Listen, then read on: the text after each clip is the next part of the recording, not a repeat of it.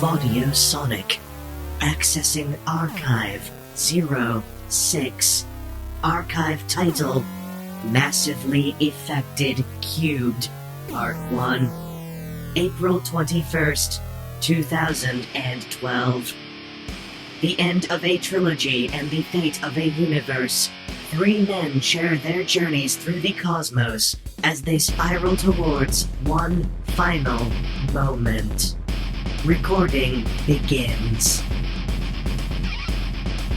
Hello everyone, welcome to Vaudiosonic. After a small programming pause, we are back to talk about some more stuff that I find interesting. And I don't know if you know this, but there is a video game series called Mass Effect that just had its third installment come and go. And stick around, because it's still here. And I'd like to talk about it. So joining me is Vaudiosonic veteran GogDog. Hi! This is my fourth one, I think, now? Something like that, yeah. We did the 2 Dead Space, and then the Bakon with the dudes. Yeah. Man, what are you all over the show? Good Lord. Stop inviting me. Jesus. No. Right. And also joining us, I believe, for very first experience on Vaudiosonic, but long-time collaborator with myself and GogDog on WTF at TFW, it is Seth Buzzard! Oh my god, it's me, Be Gentle. Welcome.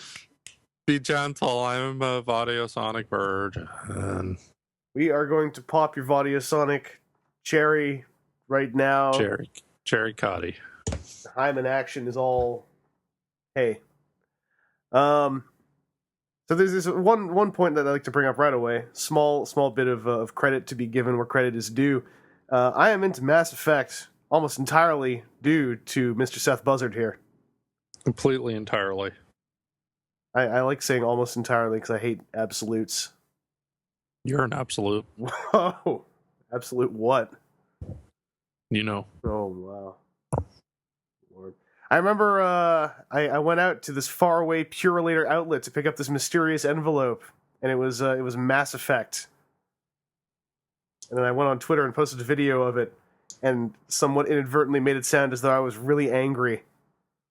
And there was a moment of uncomfortable silence. You seem so angry, I thought you were going to send the Killuminati after me. I don't call in favors like that unless I do a few more Masonic things, so don't worry about it. Masonic yelling is not the first thing I do. And Gog, I believe he was telling us both all about Mass Effect, like when we weren't recording during WTF. He bought it for me as well. He wanted us to play Mass Effect so badly about 2 years ago that he bought us both a copy. He bought you Xbox version, I believe, and then he gifted me of the Steam version. Yeah, because the first Mass Effect is still not available on PS3, as far as I recall.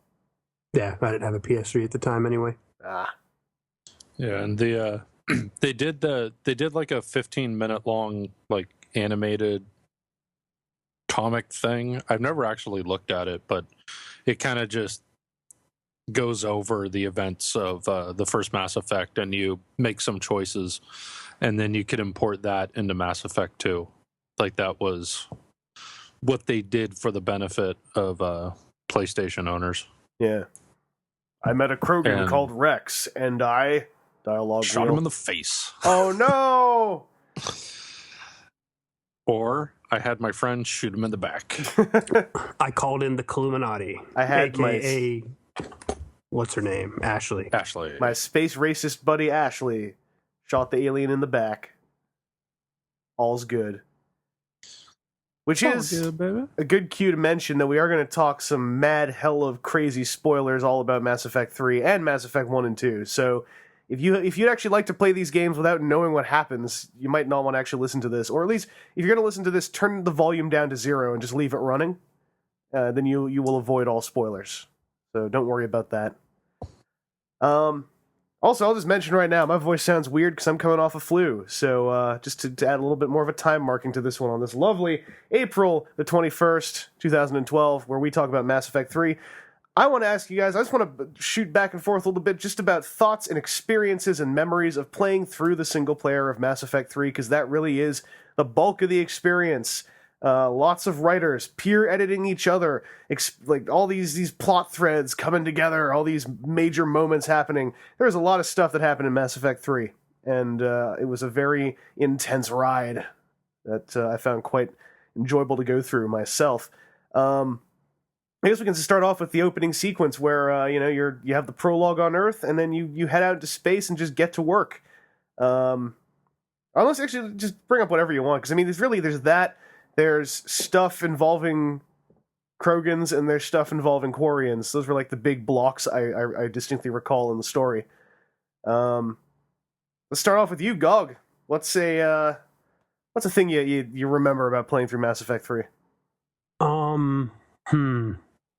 So anything's on the table, huh? As far as single player, Let's just throw it all out there. Let's leave the ending out because that's meritable for a topic. Yeah, I thought you were setting up to talk about that opening scene on Earth. maybe we can start off there. That sounded like what you were going for. I was about to, and then I felt like I didn't want to stifle the conversation too much. But perhaps I opened the floodgates too wide. Like Icarus, I flew too close to the sun. My wax wings melted off. Yeah, maybe it would have been something good to discuss beforehand, but maybe breaking it into chunks of leaving Earth, the genophage story arc, the Quarian and Geth story arc, and then the big finish. I like how you think. Kind of large chunks. You are bringing some good stuff to Vaudiosonic on your debut appearance. I would like to choose the opening sequence on Earth. How about that? All right. Do it. And I guess Mars. We'll lump all that together. Yeah. Oh, I hate Mars. No, you don't. Yeah, I think when I had started the game proper, like the opening sequence on Mars, I had already experienced from playing the demo in full, which was fine. Yeah, the Reapers come. It's something that's been foreshadowed since 3/4 of the way through the first game. Here they are. They're on Earth. They're walking around. They're blowing stuff up. Bunch of them. Yeah. It was definitely a tutorial level for sure. Not a lot happens. I mean, that you can really screw up. Just kind of some weaker enemies. You get kind of a larger wave of enemies that you have to fight for a couple minutes towards the end. But it was mostly just getting you acquainted with the new controls, because they did change a bit from Mass Effect 2. Although I think they're mostly pretty similar. Mm-hmm. Yeah. It was neat, I guess. It was fairly scripted and very linear. You just make your way kind of from the front to the end, and it ends with the boy being killed in the shuttle. The mysterious boy of which there's been tons of debate. Yeah. The Godchild. Yeah. I guess we'll get into it more later, but I would have been happy if that was kind of the end of the boy right there. Yeah. Kind of set the tone for what was happening, because opening the game with having Shepard meet this kid and trying to save him, and the kid kind of being too afraid to leave and running back into hiding, only to end up eventually getting himself killed face to face with the Reaper. That's a pretty serious way to start a game out, is having a child killed right before your eyes. I think that they knew that, and they tried to take that even further, which in the grand scheme of things, I think was a big mistake. I think that's all it needed. Totally agree. I think that's all it needed. Just have the boy die, and that's it. And you didn't need the dreams. You didn't need the Avatar stuff later. But that in and of itself was a pretty interesting way to open the game. And even then, it kind of felt. I would even say that the opening kind of felt understated. You had this opening sequence where this council of military leaders gets killed in the explosion. You you kind of see some blasts and stuff happen in the background, which I guess would probably be was probably fairly realistic, because they, up until the point to where they literally touched down on Earth, nobody saw them coming, so there wasn't any time to really mount any type of defense. Yeah. So just having the Reapers just kind of walk around blasting stuff without seeing a lot of ships and gunfire and stuff, it kind of seems understated, but given the awareness situation of the humans was probably spot on of how it would have happened. The Reapers kind of landed and everybody's just standing there saying, oh shit. So,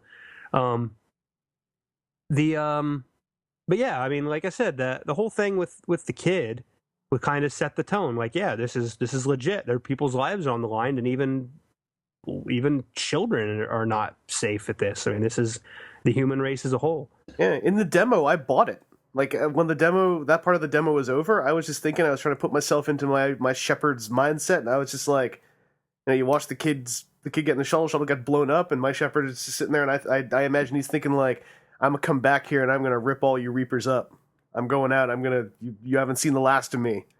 Like, it felt perfect to me. Just a great way to get the stakes going, and you're just like, yeah, it's up to you to save the Earth. It felt really cool. And I thought that the dream sequences made it into such a sledgehammered plot point that and such a weirdly specific one to throw on to you as literally being, this is what Shepard is thinking now. It was kind of unnecessary, I think. Seth, how'd you feel about the opening sequence? Well, I downloaded the demo and I started playing it, and I got right up into the part where you actually start controlling stuff and running around.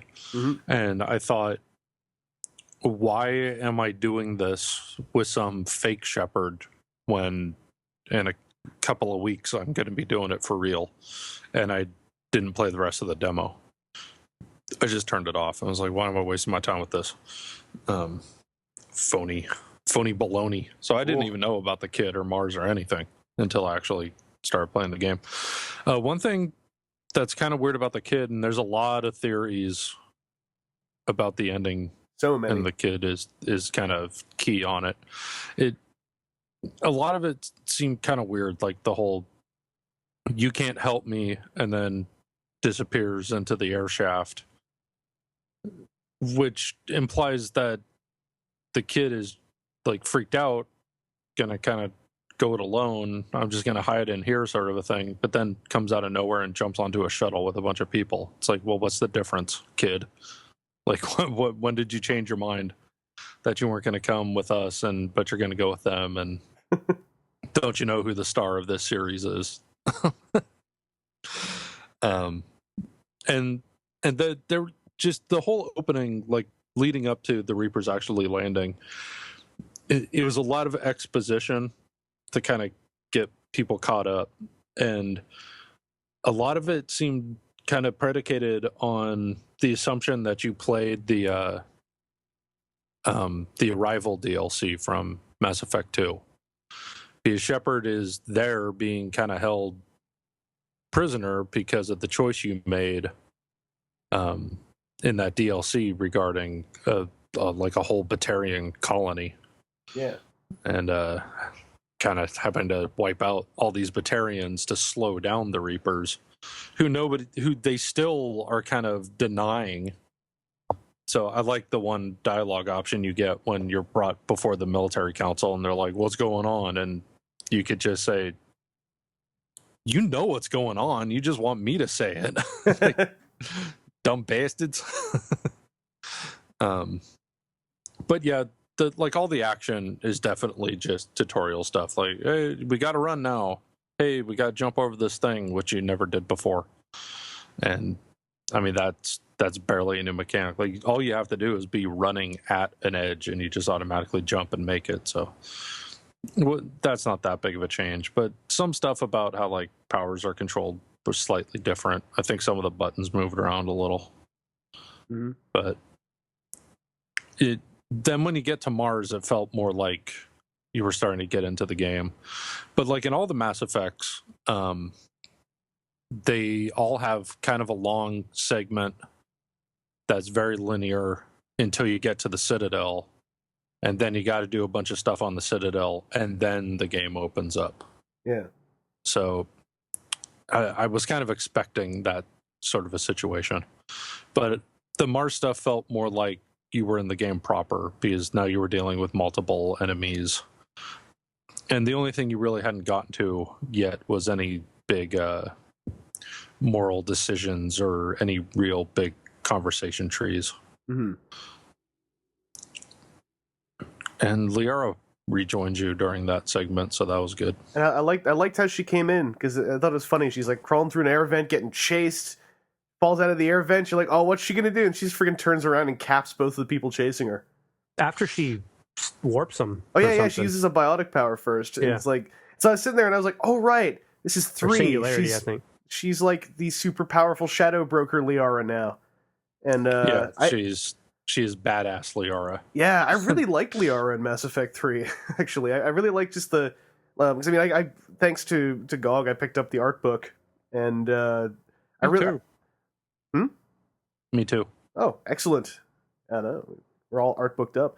They mentioned on Liara's page for Mass Effect 3, they tried to go for this kind of weird fusion between like her lab coat and full armor, and I thought it looked really cool, because it to me really got across the idea of her, like, she is now this powerful biotic and this like hardened warrior type of scientist who is also the shadow broker. And so I really liked that they opened up with her coming into the game, making me think of Mass Effect 1 Liara, and she just turns around and obliterates these two dudes. And I was like, okay, this is cool. And then she just kind of opens right up into like, hey, so, like not right then and there, but pretty quickly, she's like, so that whole, you remember the romance thing? Yeah, what's going on with that?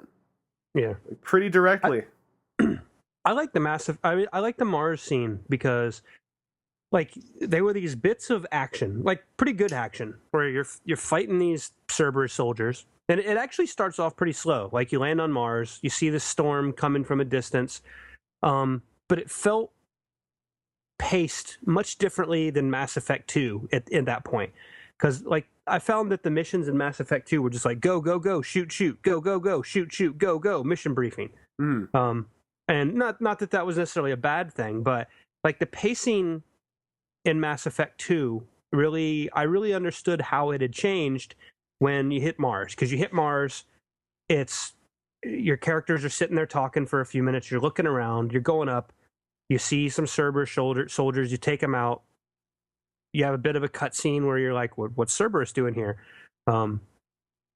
And like the whole like stopping and investigating and having a bit of a dialogue it bits, like the way that was all done, especially on Mars, like I really thought that was good as far as the pacing changes from Mass Effect 2.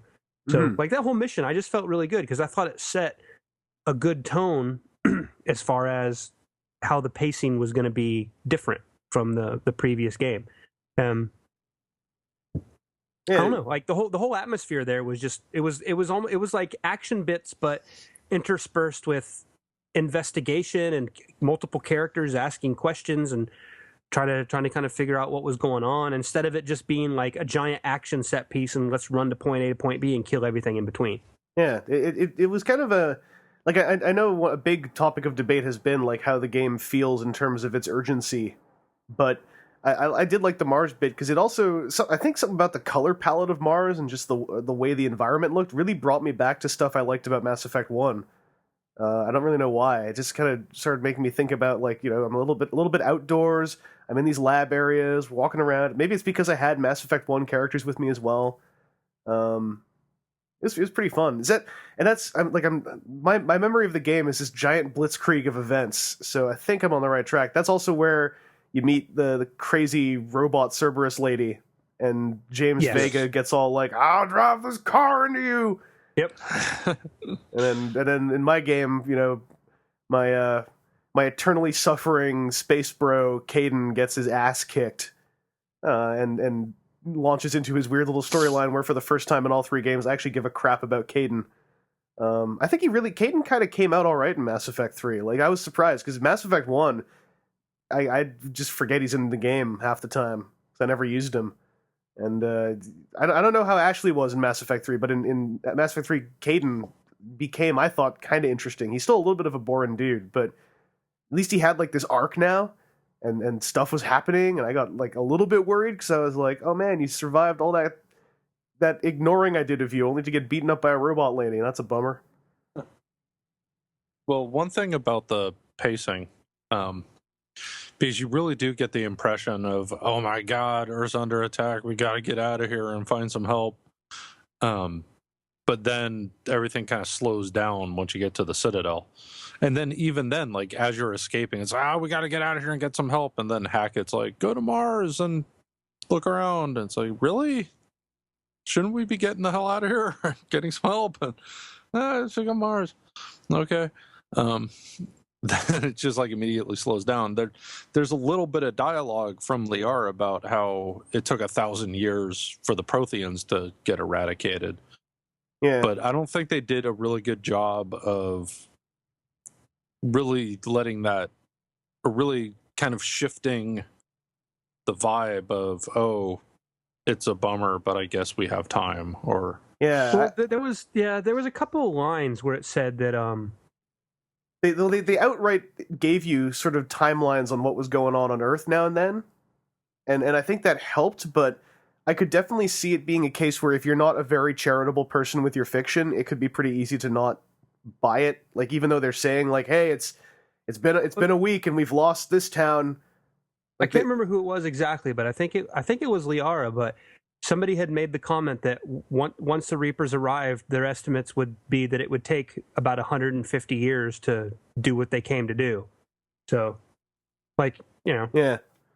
That's still weird. relatively short after 50,000 years of development for it to be wiped out in 100, but still. It felt just odd that, like, up until the statement was made, the general gist was like, when the Reapers show up, we have like 24 hours to take these guys out, like that kind of urgency.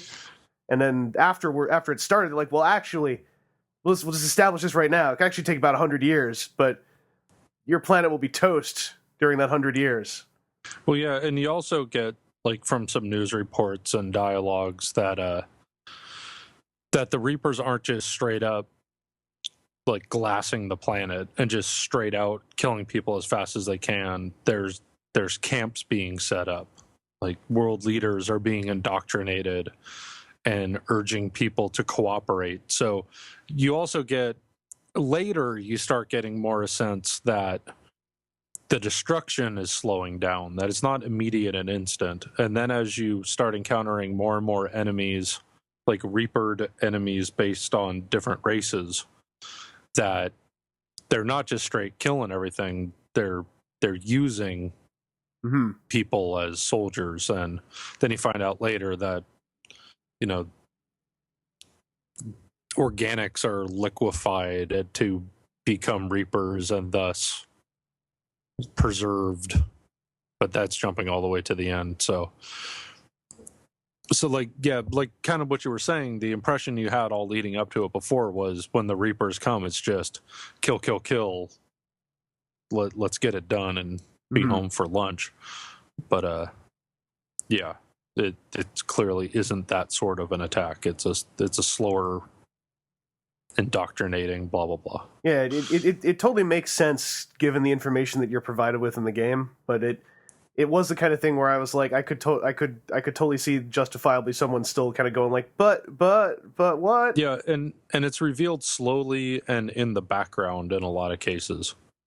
Like, if you don't have the reporter lady on your ship, and you don't go down to her room and hear her filing reports periodically, there's details of that gets lost there. If you don't stop for a minute when you're running around the Citadel and there's a news report on a monitor in the corner and kind of take a minute to listen to that, you'll miss a lot of it too.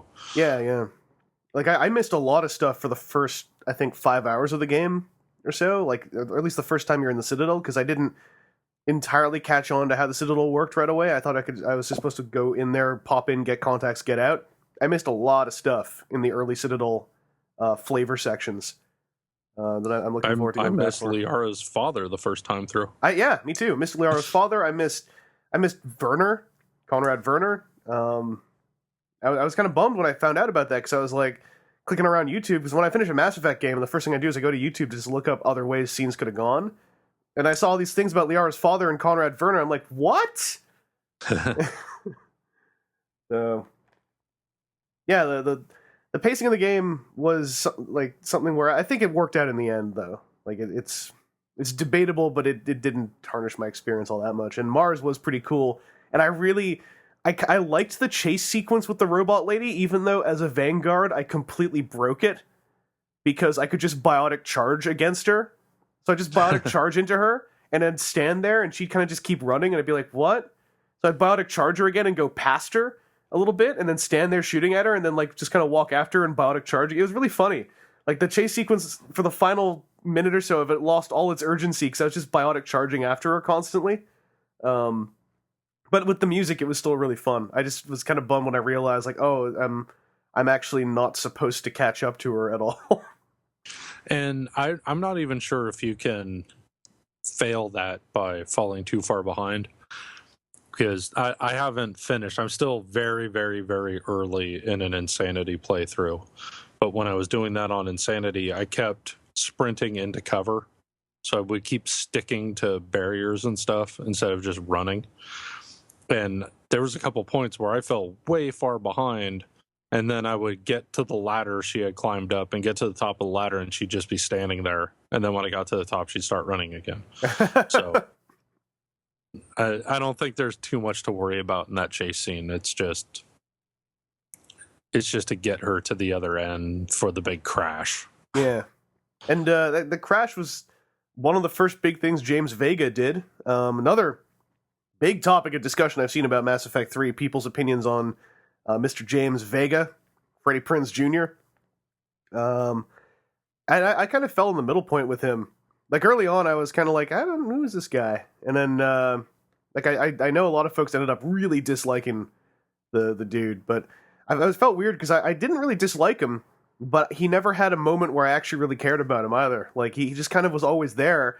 By the time I got to the end of the game, I realized I was like, wow, I've been talking to Freddie Prinze Jr. for like 30 hours, and I still don't really know who he is, or like there's this whole thing about the N7 program. Like I guess, I mean the Earth's getting wrecked, right? Like I don't really see how important this is right now, but all right. I didn't think he was horrible or anything, but I felt like the hook that I was hoping would be there didn't hit with me. Yeah, I was really indifferent toward the character.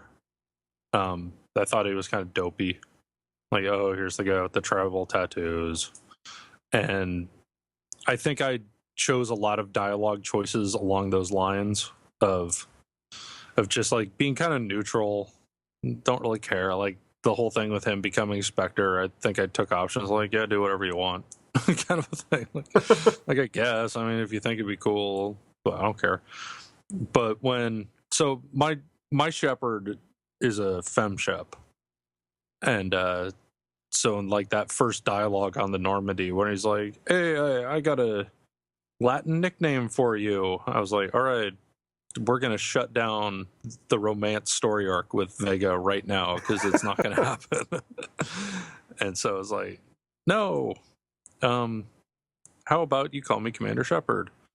And when we have this discussion where we're sparring, I'm going to keep pulling this renegade trigger and punch you in the face. Which my Shepherd is not a renegade at all. And but sometimes you got to punch a dude in the face. You're just like, I'm just going to hold the right trigger down and just go through this. I want to make it very clear that we are not doing the romance story arc. I kind of did that with my Shepherd, but that's because my Shepherd, I usually tend to play as a guy who doesn't like meeting new people. He doesn't really trust people until he gets to know them, which made Mass Effect 2 really fun to play through because he was just treating everyone like trash when he first met them. But yeah, like he tried to do the same thing with me. He's like, hey, I'm going to call you Loco, and Shepard's like, no, you're not.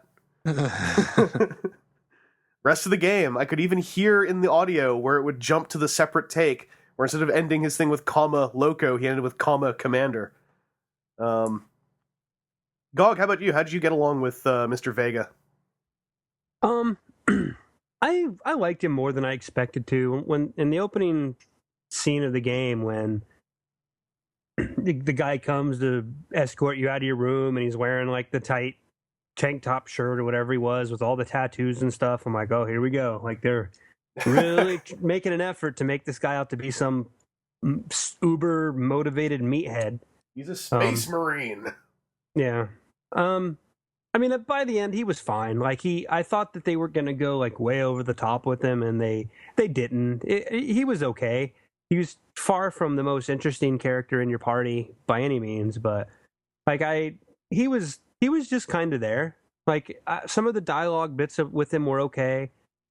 He was definitely believable as just this kind of career military guy who was still kind of young and wasn't really in a command position, but wanted to see action and was doing it for personal reasons. Like I bought his character for sure, like as far as where he was coming from, but like compared to some of the other members of your crew and people in your party, he was like, I could have probably dealt with them nixing his spot for maybe an alien or something. I don't know. Yeah. Elcor. Yes. It needed that Elcor team member. Yeah, with the turret on their back. Yeah, because that dialogue was epic with that Elcor at the embassy.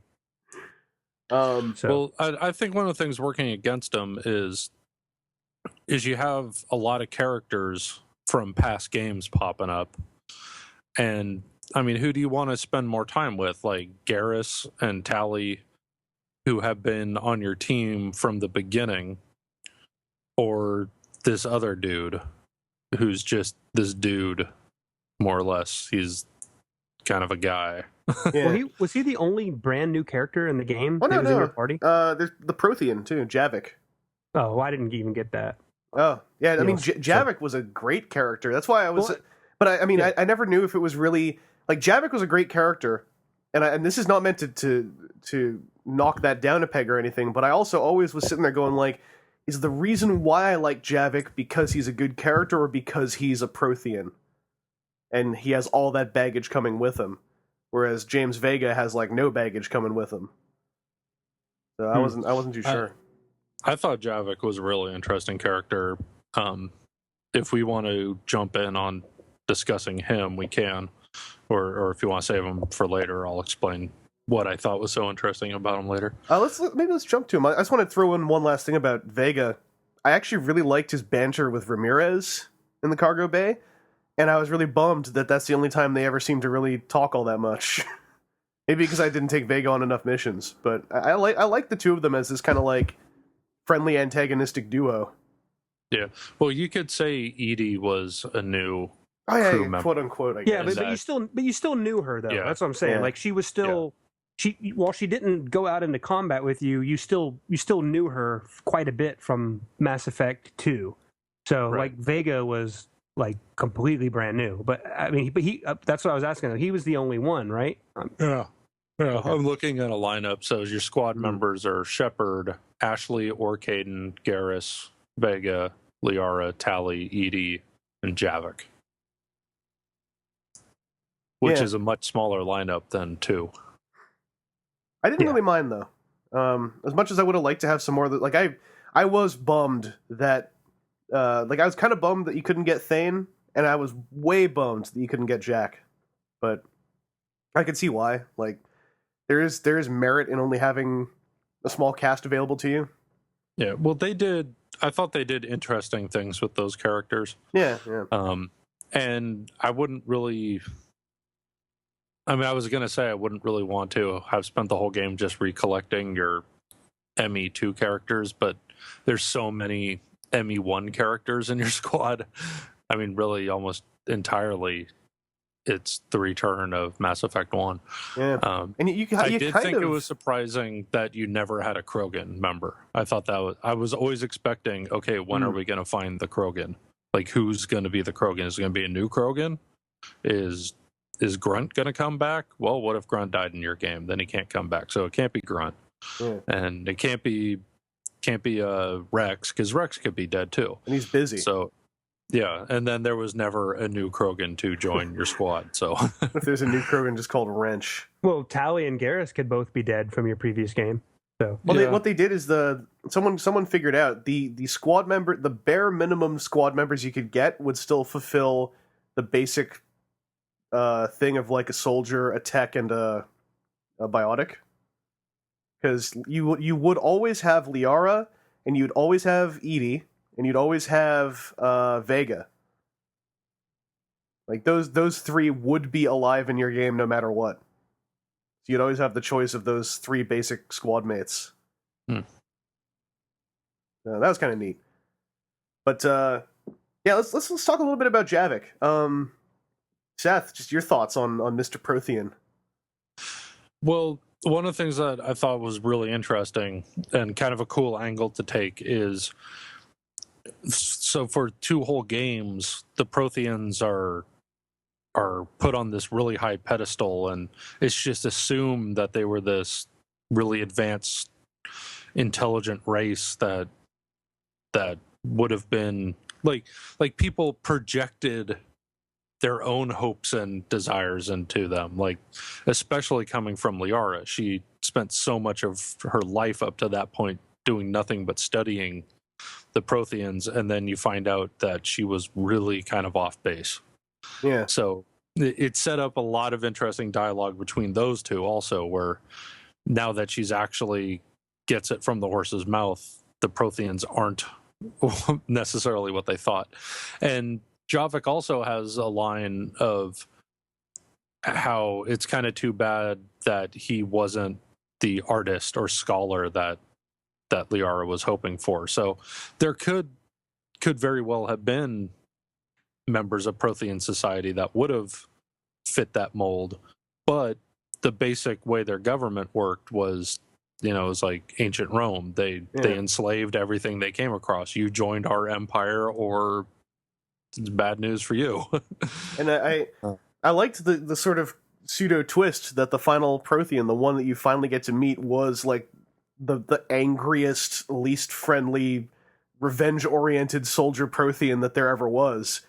So when you're like, so what can you tell us about the Crucible? He's like, I don't know. I want to go kill a Reaper. You're like, oh. Yeah, because his whole life was after the Reapers had already arrived. Like he never knew anything before, except for like stories and history books or whatever, or memory shards, because they can feel everything that they touch or whatever. That's right. And so I thought it was humorous that he was constantly washing his hands.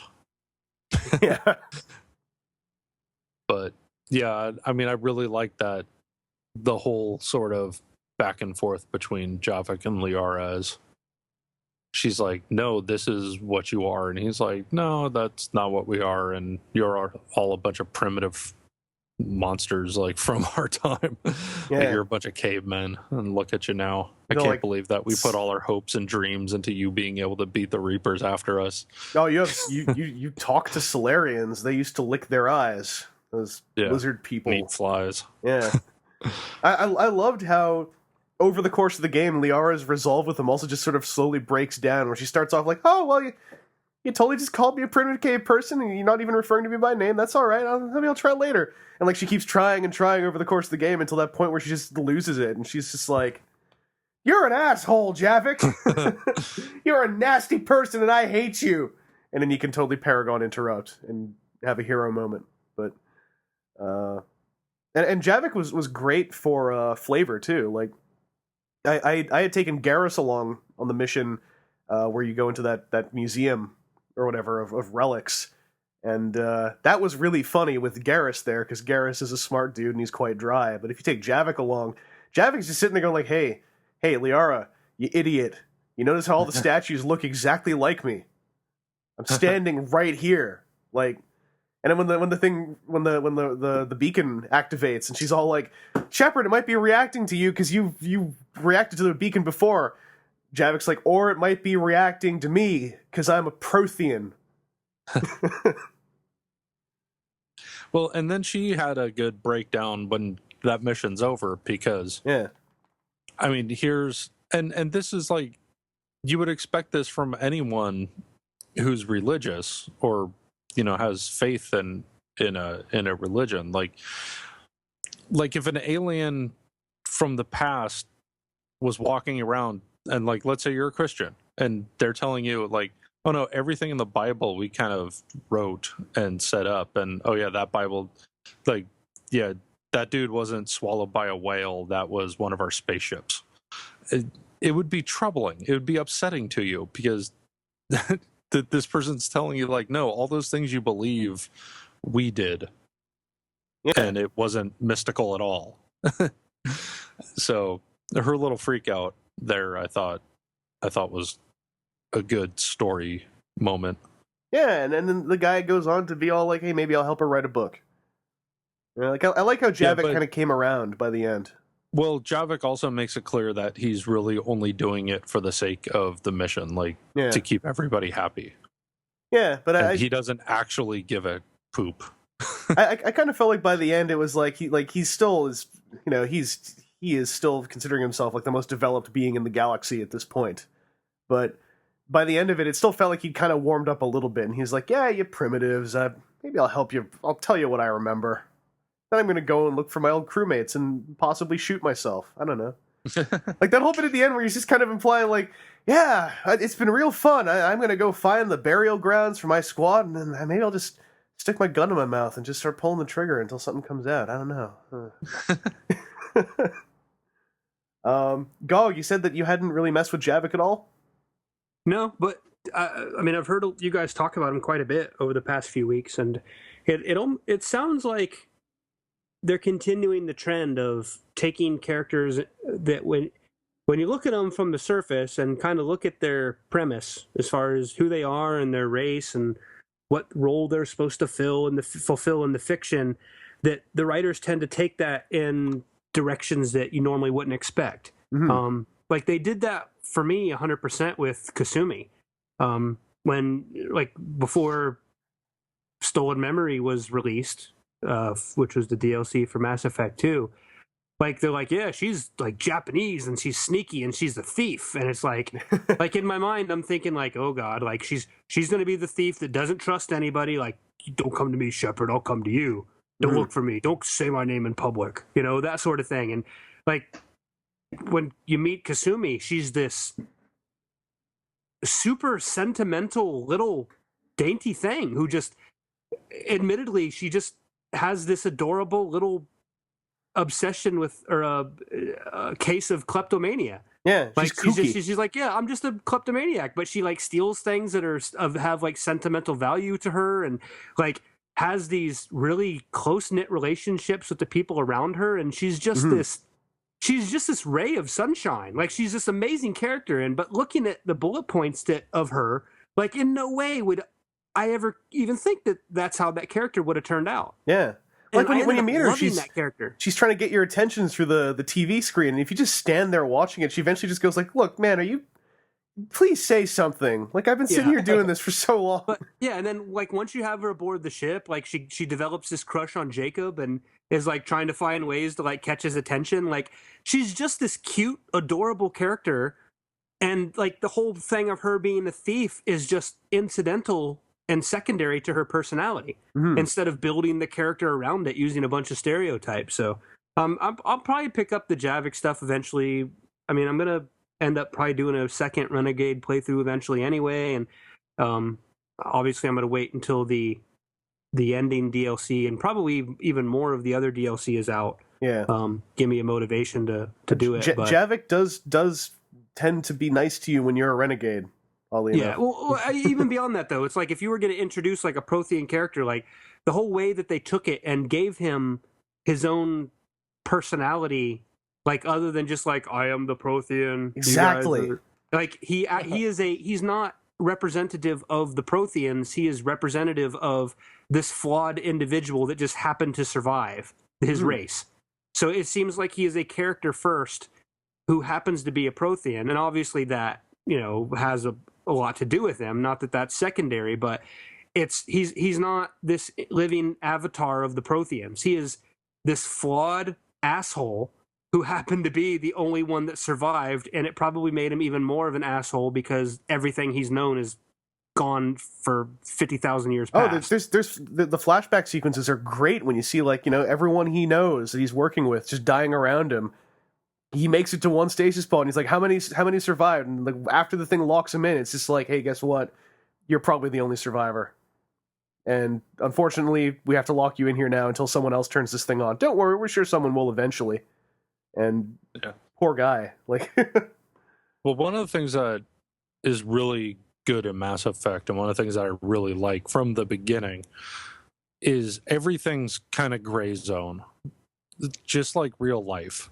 Like, for the most part, like, like the United States and England and all our allies were, in the last couple world wars, we were the good guys. But we all did nasty stuff in the past. Like, the United States had slavery, and we kind of genocided the Native Americans. But, now we're kind of good guys.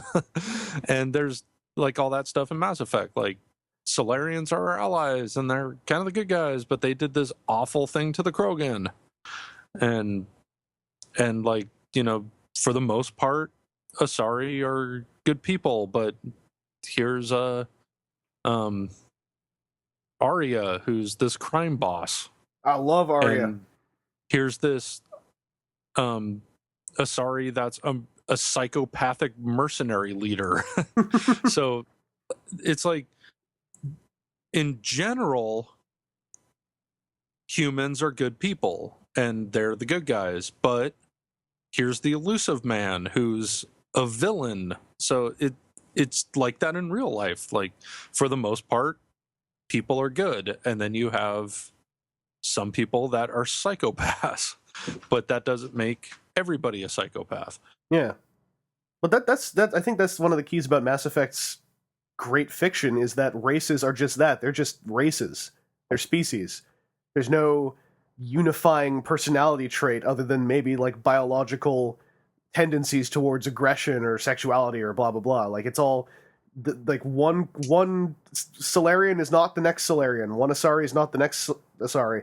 And what I really love is when you start seeing stuff like one Krogan isn't another Krogan, and even like when they talk about like the Elcor artillery warriors, you're like, man, there are like badass Elcor out there who are like walking elephant tanks. That's amazing. Yeah, like, so much in science fiction, they don't bother getting that detailed. And races, like alien races, will fill a specific archetype, and then that's all that they are. Like, okay, this is our warrior race, and all that they are like the barbarian warriors, which is basically what the Krogan are. But then you get some hints that in the past the Krogan may have been a little more. Mm-hmm. They used to have artists. Yeah, or you get to, I mean, in the game, you get to meet a female Krogan finally, and it's kind of cool. Like, all the conversations you get to have with her and whatnot. You get to really open up the culture of this fictional race, which, I mean, not even bringing up the ocean of information in the various codices in between these three games.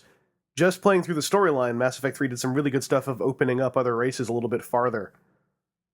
Well, I really liked how after Mass Effect 2, like, there was the whole push to get a female Krogan. Like, there was a Facebook group and all that stuff, and then when they do have a female Krogan, they put her in a burqa, so all you see is her eyes. Yeah. She had a really cool character, though, I thought. Like, just the whole nature of her, like, she's slowly dying, and she saw all of her sisters, like, succumb to this experimentation before, and she's just gonna badass through it and slap these male Krogan around, tell them to stop being morons. It's pretty cool. Yeah, like, she knows she has a bigger role to play than I was abused. Yeah. So I'm just gonna tough it out and be a shining example.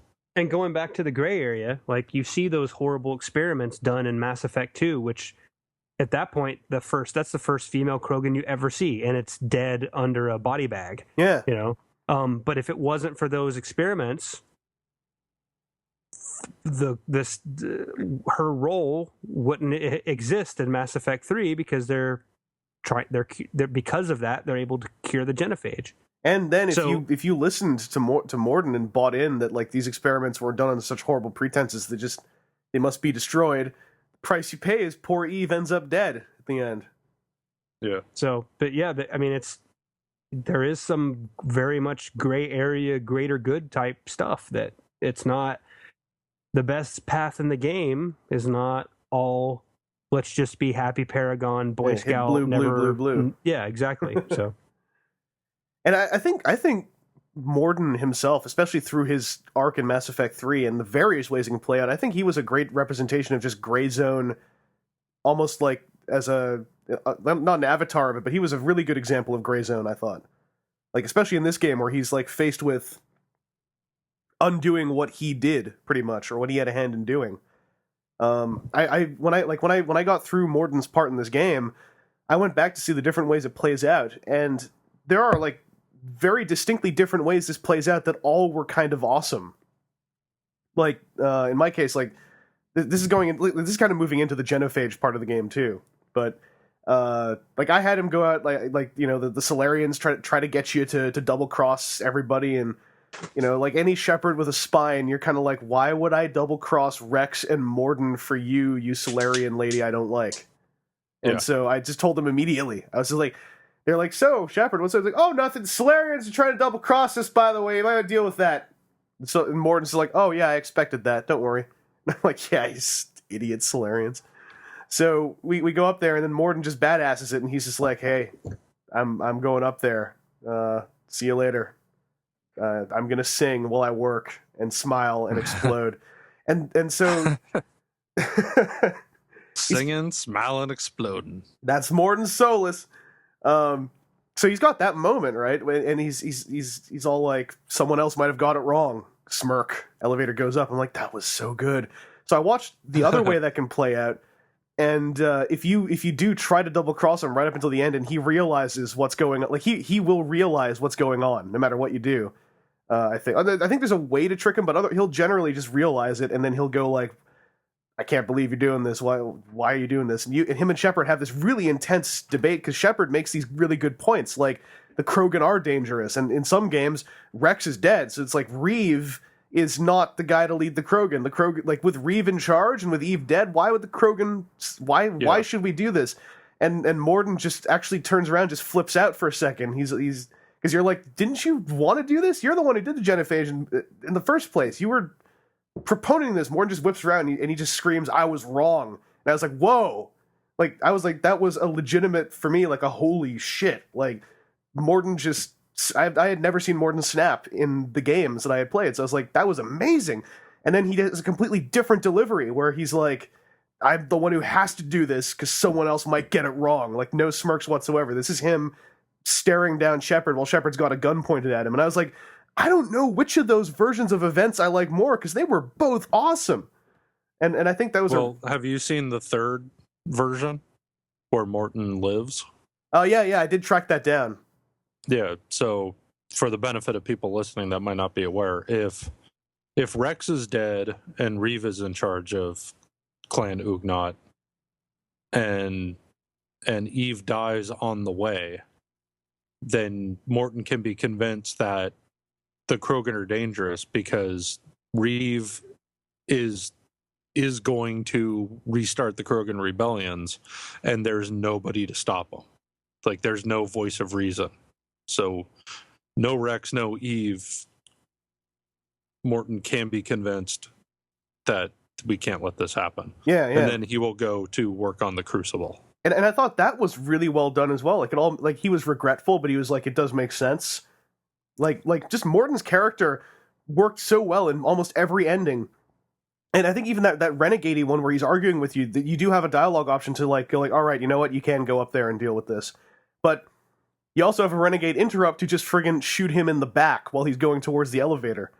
And I watched that cutscene and I was sitting there and I was just going like, I don't think there's a human being on this planet that could be happy about doing that. Like the way that they play it out, because they make you watch the poor guy like just dragging himself across the floor of the upper laboratories trying to fix the glitch, and then he dies like a foot away from the keyboard. He's like, not yet, and he just like dies and then explodes. And I was like, man.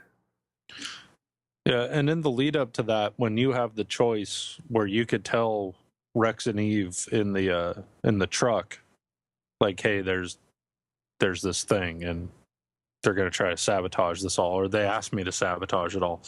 I had to stop and think for a second, like, oh man, do I want to tell them or just like, keep it to myself and I won't let it happen? Like, I'm definitely not going to let this happen. but it might not be good to incite the Krogan by telling them, hey, the Solarians are trying to sabotage your thing. But I went, you know what? I'm just going to go for it. And then, it ended up working out. But, I felt the same way, because I was like, if I say this, is Rex going to just lean across the truck and try to kill me? Like, or kill Morton and be like, oh, Solarian. But luckily it didn't come down to that. And then there is a scene later on where Rex might track you down to the Citadel if you did allow the thing to be sabotaged, and go like, you son of a... and just start opening fire on you inside the Citadel, which is a crazy scene to watch if you didn't know it was in the game.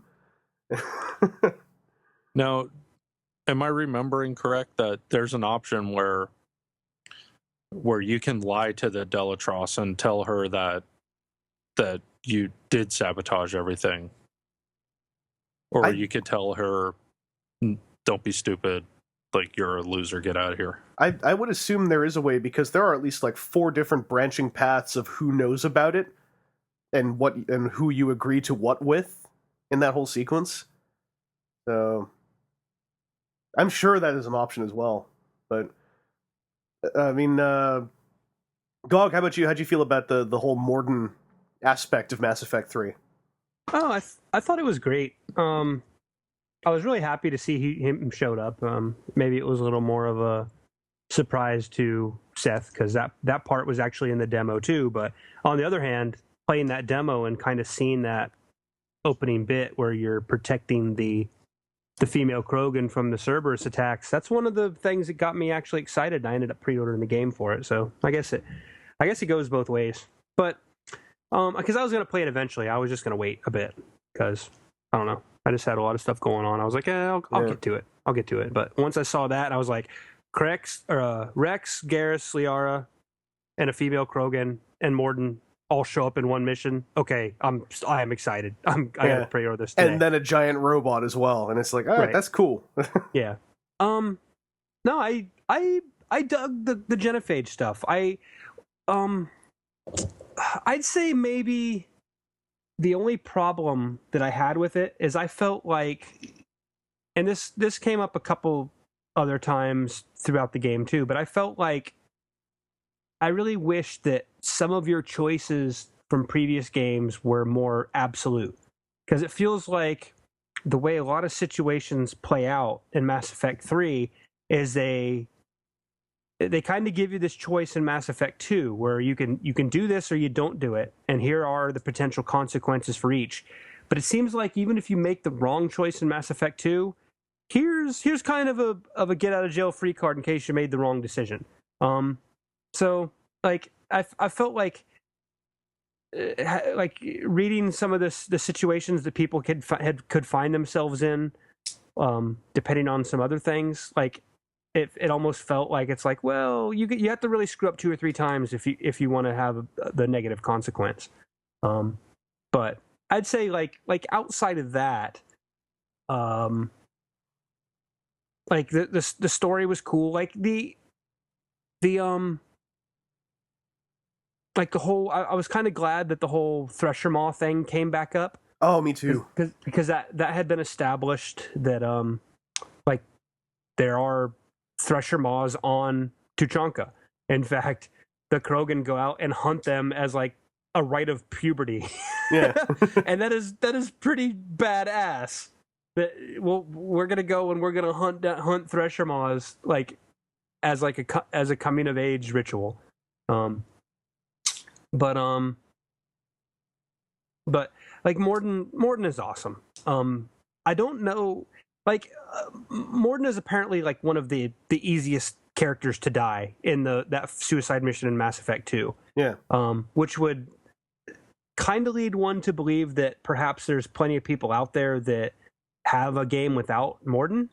But on the other hand, I think more realistically, people just kept replaying the ending until they got one that they wanted, which is Morden not being dead. Yeah. So I have a feeling that most people coming into this had a living Morden, but I don't know that for sure. There was a cover Solarian, which is the weird Solarian scientist where, the dude is all like, Krogan sex! Yes, yeah, and that's the thing is I wonder, like, if you just look at the ability for Morden to die, yeah, but I also, like I said, I think most people never kept those saves with dead Morden. So I wonder how many people actually did see that.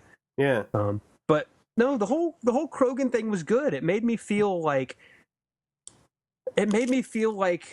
this whole thing playing out across 3 games worth finally came to a real satisfying conclusion, because when you have the whole Vermeer thing in Mass Effect 1, like the whole situation with that is all these Krogan are working for the Saren, because Saren is developing a cure for them.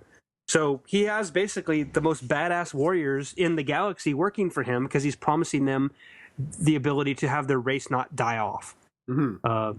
And you have to sacrifice that in order to save everyone else. But the Krogan don't really care because they're dead anyway. So, and that whole situation of where Rex can die unless you really earn his trust over the course of the game and play your cards right. Like that was one of the most insane, tense moments in Mass Effect 1. That carries over exponentially in Mass Effect 2 when you actually go to Tuchanka on Morden's loyalty mission, and you learn so much more about it and get more of a personal view from, especially from the side of the Solarians as well. And like you see these experiments, and some Solarians are starting to doubt what they did was right, and the degree that they're going and sacrificing their, for lack of a better term, humanity in order to correct the mistakes that they've done previously. And like finally being able to see that whole thing like conclude over all those different arcs was pretty satisfying. And I thought it was kind of fitting too that, and this happened on another couple cases in the game, but like when I cured the genophage, and it's the whatever it is, the molecules or whatever flying out of the top of that tower, the music that it played was the title screen music from Mass Effect 1. And it was like, I thought that was really fitting, because it really felt like it had tied back into like over the course of all 3 games. It was also the music that played at what was it when you talked that AI on that planet right before the end game? What was the name of that AI? Seth? Was it Virgil or Vigil? Vigil. Yeah.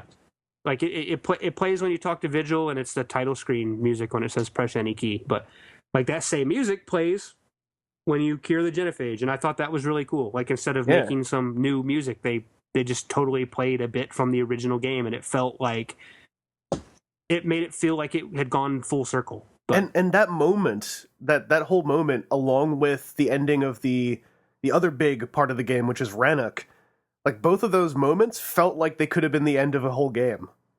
Like it was so beautifully done. I was like, this could have been like if they were to go all weird and Valve-like and do Mass Effect 3 episodes 1, 2, and 3, like I would have felt sad. Like that was where I stopped the game for the evening. I was like, I feel like I just finished the game already, because I just cured the goddamn genophage, and I feel like a pretty big hero right now. And Morden just went out like a champion. Yeah, but it felt good too, because like there's Solarians now that are pissed off, and now they're not going to help you with this. Yeah, but it felt like I did have a choice there, and even though one is definitely better than the other, I'm sure saving the Krogan probably gives you a higher numerical value than helping the Solarians or whatever. So like in the end, you don't really have a choice. Like it's not like one or the other. There is a better outcome that you're shooting for.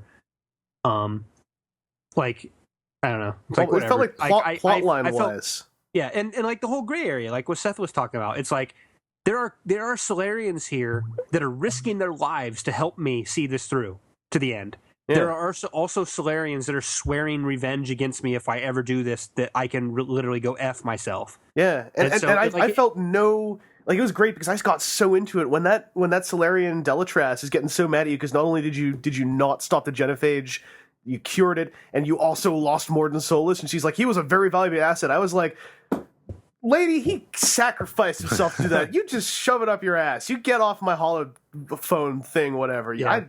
I was so full of righteous indignation in that moment. I was like, Morton Solus would come over there and smack you if he could. Only he wouldn't, because he's Morton Solus. He doesn't hit people. He shoots them. Well, one of the things I thought was pretty cool with how they sort of broke this game into these chunks is, pretty early on, now I have this, I have Rex and I have the Turian Primarch hanging out in this one room of the ship. And I thought for sure, like, okay, well, these guys are going to be here forever. And I thought, man, this is kind of weird. Like, so I'm going to spend the rest of this game flying around the universe, solving problems and doing stuff. And two of the leaders of the most prominent races in the galaxy are going to be hanging out in my ship the whole time. Like, that seems kind of weird. And then when that storyline ends, they go back to do what they got to do. I'm like, oh, good. They're not going to be hanging out in my ship the whole game. Yeah. I was like, yeah, I'm kind of sorry to see Rex go because, he's Rex, but it would be weird if he was just going to hang out the whole time. Yeah. I had a similar feeling. I was like, am I going to be, like, collecting the military leaders of the galaxy on the Normandy and, like, flying around with them on this tiny ship that could get eaten by Reapers if I chill out on the map too long and mash the ping button? Like, it seems weird. Yeah. It's like, look, guys, I know there's a lot of important stuff to do, but I just got this call that there's this little side mission thing. I'm going to go do that. And you guys chill on the ship. And maybe I'll be back, or maybe I won't, but I got to find these artifacts. Yeah. Actually, we should just dial back for a second and bring up the brief moment on the moon outside of Palaven, because that's where you meet Garrus again. And I also really liked that sequence too, because it's like you don't even have to go on to Palaven, and you can see how wrecked the Turian homeworld is. And I really liked how that whole sequence played out. It was really short in the context of the rest of the game, and it was a little bit plotty here and there, but like once Garrus showed up, it was so cool, because Garrus shows up, and you're all like, dude, Garrus, you're back in my game, my bro. And he's all just like, hey, everyone, what's up? All right, Shepard, what do we do? Like, he just immediately is just like, so I'm on Shepard's team again. Like, even though he's like a general type dude, he's just like, hey, guys, I gotta leave my post because Shepard, I'm part of Shepard's crew. Well, yeah, and it's like, oh, they made me the Reaper expert, but like, what the hell am I gonna do? Yeah. Yeah. Yeah, sure, I'll come with you, instead of like being like, I don't know, try shooting that other part of it. Yeah. Well, it was cool to see that the characters who had been in your party, who had literally been a part of legendary things, like you guys took down a Reaper. Actually two, if the base, like the base at the end of Mass Effect 2. Yeah. Like the stuff you guys have done has been crazy. That shouldn't be something that people just go and just live normal lives. Like, I'm gonna go cook corn dinner tonight. Like just go on about their business. Like the stuff that your party has done has been the craziest stuff anybody in the history of the galaxy has probably ever done. So at least seeing members elevated to higher positions because of it, regardless of their own self-worth, was kind of satisfying. Because we'll talk about Tali later, but the same thing happened with Tali. Like, they kind of made her like an honorary admiral. Mm-hmm. And even though it was still kind of just this arbitrary position that, I think in her words, she said something along those lines. Like, we see her, like, she has a bit of a higher position now. Garrus, the same thing with him. Obviously, with Rex, a little bit different, but he's basically like the king of the Krogan, sitting upon his throne of junk. Like, it's cool seeing like the like all these adventures that you're going on has elevated the social status of the people when they've not been with you for a few months or years. And I like Garrus was a research scientist, and now she's the shadow broker. Yeah. Yeah. That's a little bit different, but absolutely, she definitely falls along that line of the stuff we've gone on has elevated them to higher positions for sure. And I liked Garrus's account of events too. Like, once you get him back on the ship and you actually ask him, like, so what's up with this task force thing? And classic Garrus, he's just like, yeah, look, my dad's in a position of power, and so we pushed and pushed and pushed, and eventually he gave me a task force. Means nothing. He just swept me under a rug. I like how Garrus always is telling these stories, just like, I tried to do something, it didn't really go all that right, but I tried to make the best of it. And it's like, yeah, they gave me a task force, kind of like how they all kind of just called you crazy when you were talking about Reapers way back when. I really enjoyed the fact that Garrus was on the ship the whole game, because over the course of Mass Effect 3, I came to the conclusion that he's probably my favorite character in the series. Hugely dwarfed by Rex in Mass Effect 1, but over the course of Mass Effect 2 and 3, Garrus really, granted, through kind of blunt force of being through the entirety of the trilogy, became this character that I just really, really love to see, and I'm really bummed that I'm possibly done seeing him for a very long time now. Like he's a cool guy. With his arc in 1, he's just a Citadel security officer. Mm-hmm. He's just a cop, and he's trying his best, and he's not lazy about it. But in the end, he's just kind of keeping the peace on the Presidium, where everything's kind of chill already. Then after you save the whole Citadel in 1, it's like Gog was saying, he doesn't just go back to the Citadel and get his job back. Like, he's become this vigilante. It's like, and he's like, I can't just go back to normal ass life. I helped save the whole Citadel. Now I'm gonna save Omega from itself, sort of a thing. And then that doesn't really work out well, and he comes with you. And well, that's what I like about his character, is it's kind of like he tries his best to do something, it's not working out well, and then he just kind of hooks up with you to find some kind of greater purpose almost. But I like that about him, because he's got all the makings of a whiny, angsty character, but he's not. And I think that's what I like about him the most, is he's got this backstory that he could be whinging about, wailing about, and it all rolls off him, and he's kind of a sullen, kind of dry, snarky dude, but he's like a survivor of circumstance, which I really enjoy. Well, of all the characters, he's probably the steadiest, most reliable. Mm-hmm. Like, he's the dude that he's not gonna freak out. Like, when you need everyone to be cool, calm, and collected, Garrus is gonna be cool, calm, and collected. Yeah, he's got calibrations to do. Yeah, I think he even says, he makes a crack about that when you invite him back on the ship. He's like, yeah, I'm sure that gun needs calibrating. No, I mean, and he has I think some of the best impromptu moments as well, like when you're wandering the ship, like when he goes up front with Joker and they're trading jokes. That moment was just fantastic. And then when he's when he's doing the same thing with Vega, when they're kind of telling tall tales with each other, like, this Garrus is just such a wonderfully written character to me. Like, he is perfect to exist, like, as part of an ensemble or even on his own. Like, well, and then sort of on that, like in 1 and 2, it was always when someone gets to the Normandy, they have their little room and they will never not be there. Yeah. And the first time Garrus was not in his little room, he was in a different part of the ship. Like, he was on a different deck. It blew my mind. I was like, what? Garrus, he moved to another area. This is mind-boggling.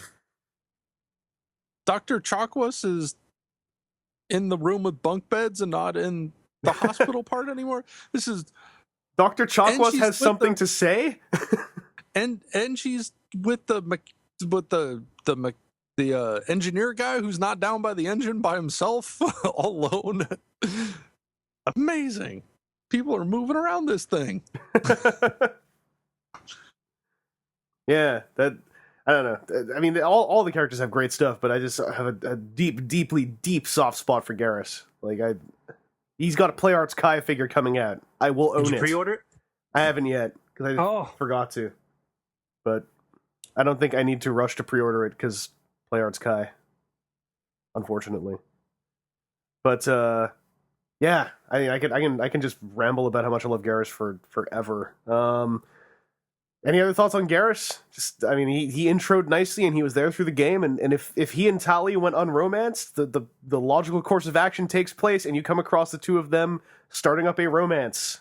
I thought that was so great. That was perfect. I was sitting there going, like, that's actually what I want for those characters. As fun as the romance plotlines are with them, with a male or female shepherd, I think I am actually happy as seeing the two of them get together.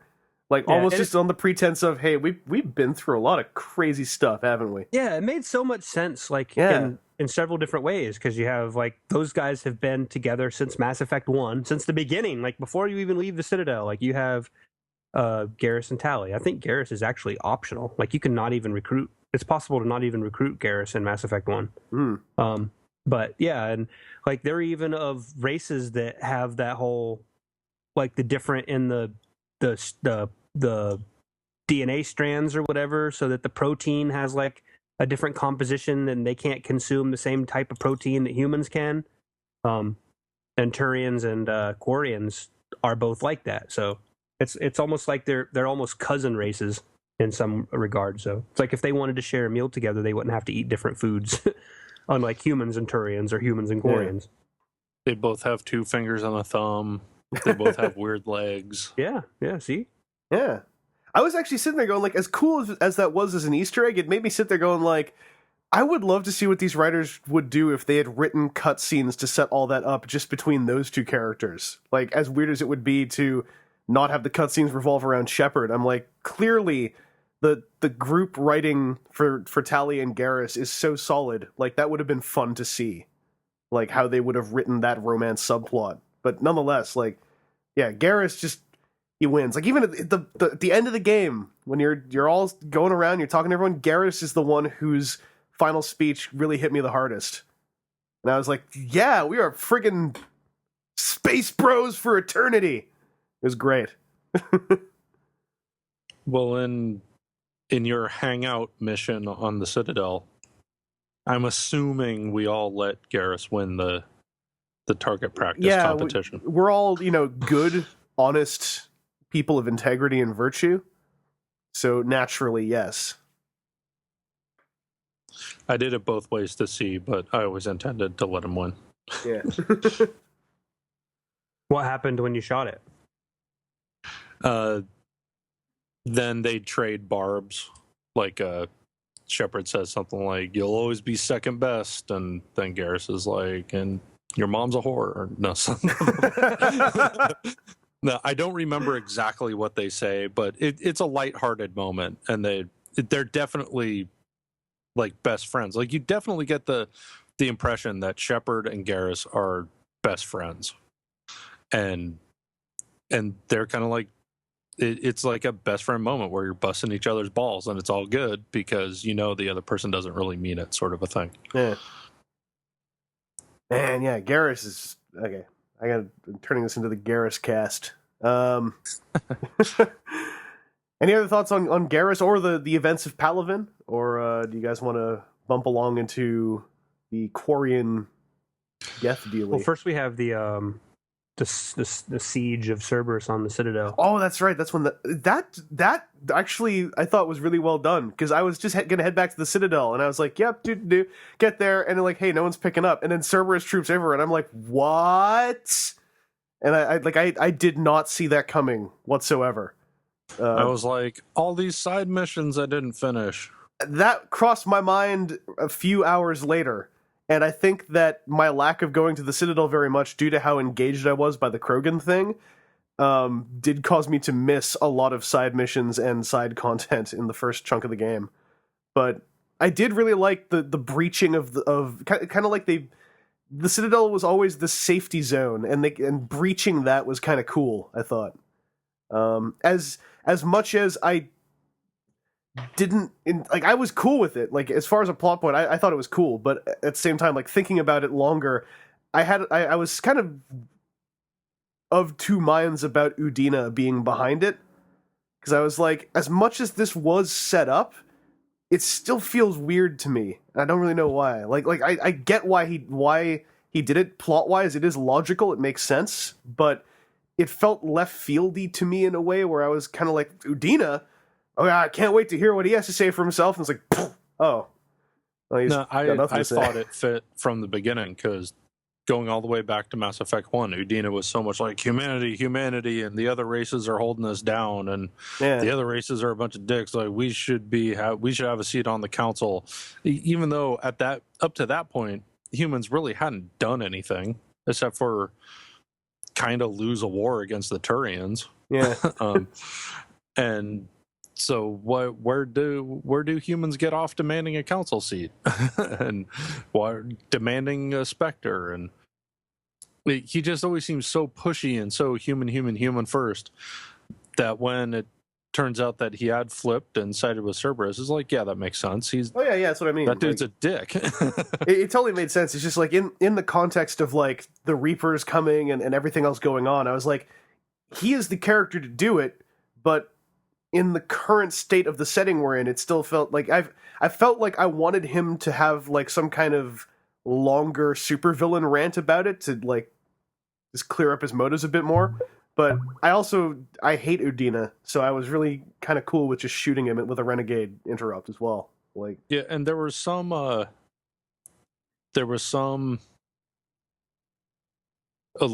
hints or allusions to him being indoctrinated, which kind of gives it all an out.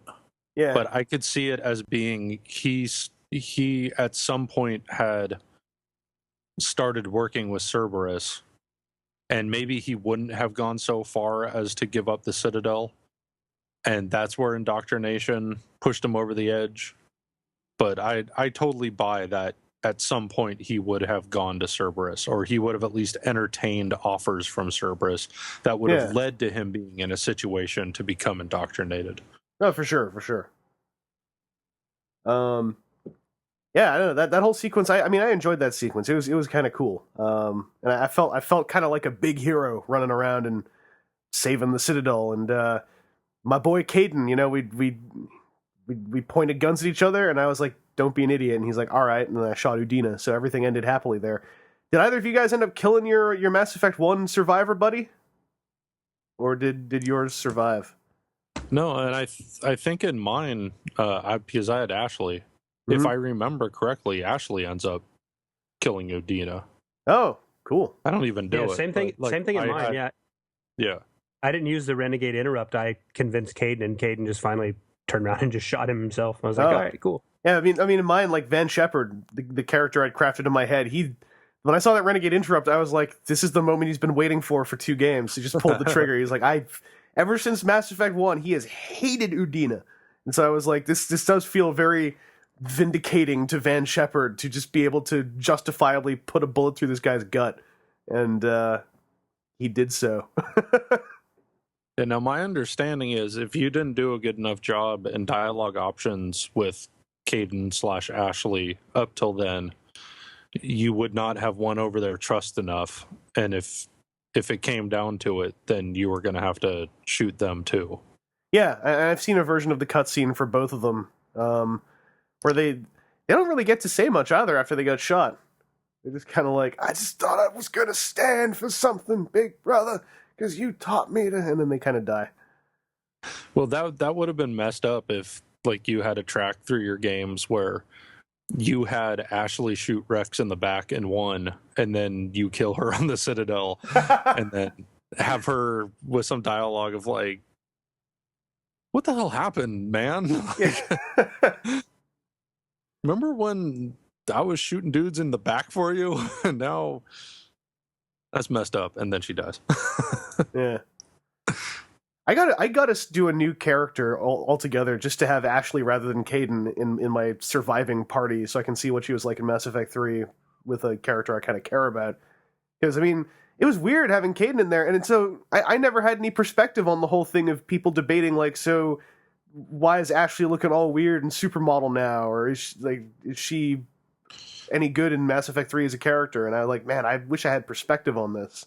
Yeah, well, and she's another example of a character that had humble beginnings and is now big time, because she was just a soldier on this colony planet over there, and she gets swept up in the events of everything. And like, you take her along just because where else is she gonna go? Like, I guess come along with us. And now she's the second human Spectre. Yeah. That the whole thing of raised plot stakes happens with Caden a little bit as well, because he goes into a lot more detail about the biotic kids he was training. Like, even when you get to London, he's like, yeah, I'm trying to track down my squad of my kids to see if they're still alive and if they're still doing a good job. And I was like, I kind of care about Caden now because he's got kind of like with Jack, like he's got his biotic kids now too, and he's worried about them. But Gog, how about you? Did you, because you had Ashley in your party, right? Like no, I had Caden. Oh, you had but Caden? That's what I was gonna say. Like what Seth was saying, I was gonna I have a Renegade playthrough that's at the end of Mass Effect 1. I'm actually about to go to Vermeer, and I'm basically doing everything different. Like instead of killing Caden, or instead of killing Ashley, I'm gonna kill Caden. I'm gonna try to make as much stuff different as possible so that when I go through the game again with that Renegade playthrough, then I'll get to see all the different other sides of the coin, if you will. But yeah, I haven't seen Ashley at all in Mass Effect 3.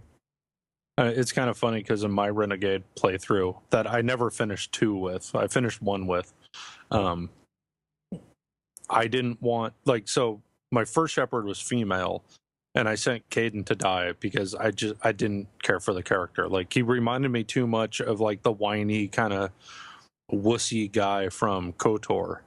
I'm like, oh, it's just this character again. This character stinks. So now that I have a choice to get rid of him, bye. And at least Ashley seemed to have some sort of story arc where maybe she's not as space racist as she used to be. But then when I was doing my male Renegade character, I didn't want to do another relationship with Liara, so I had to keep Ashley around to do that. And in that one, I reinforce Ashley's space racism. So it was different that way.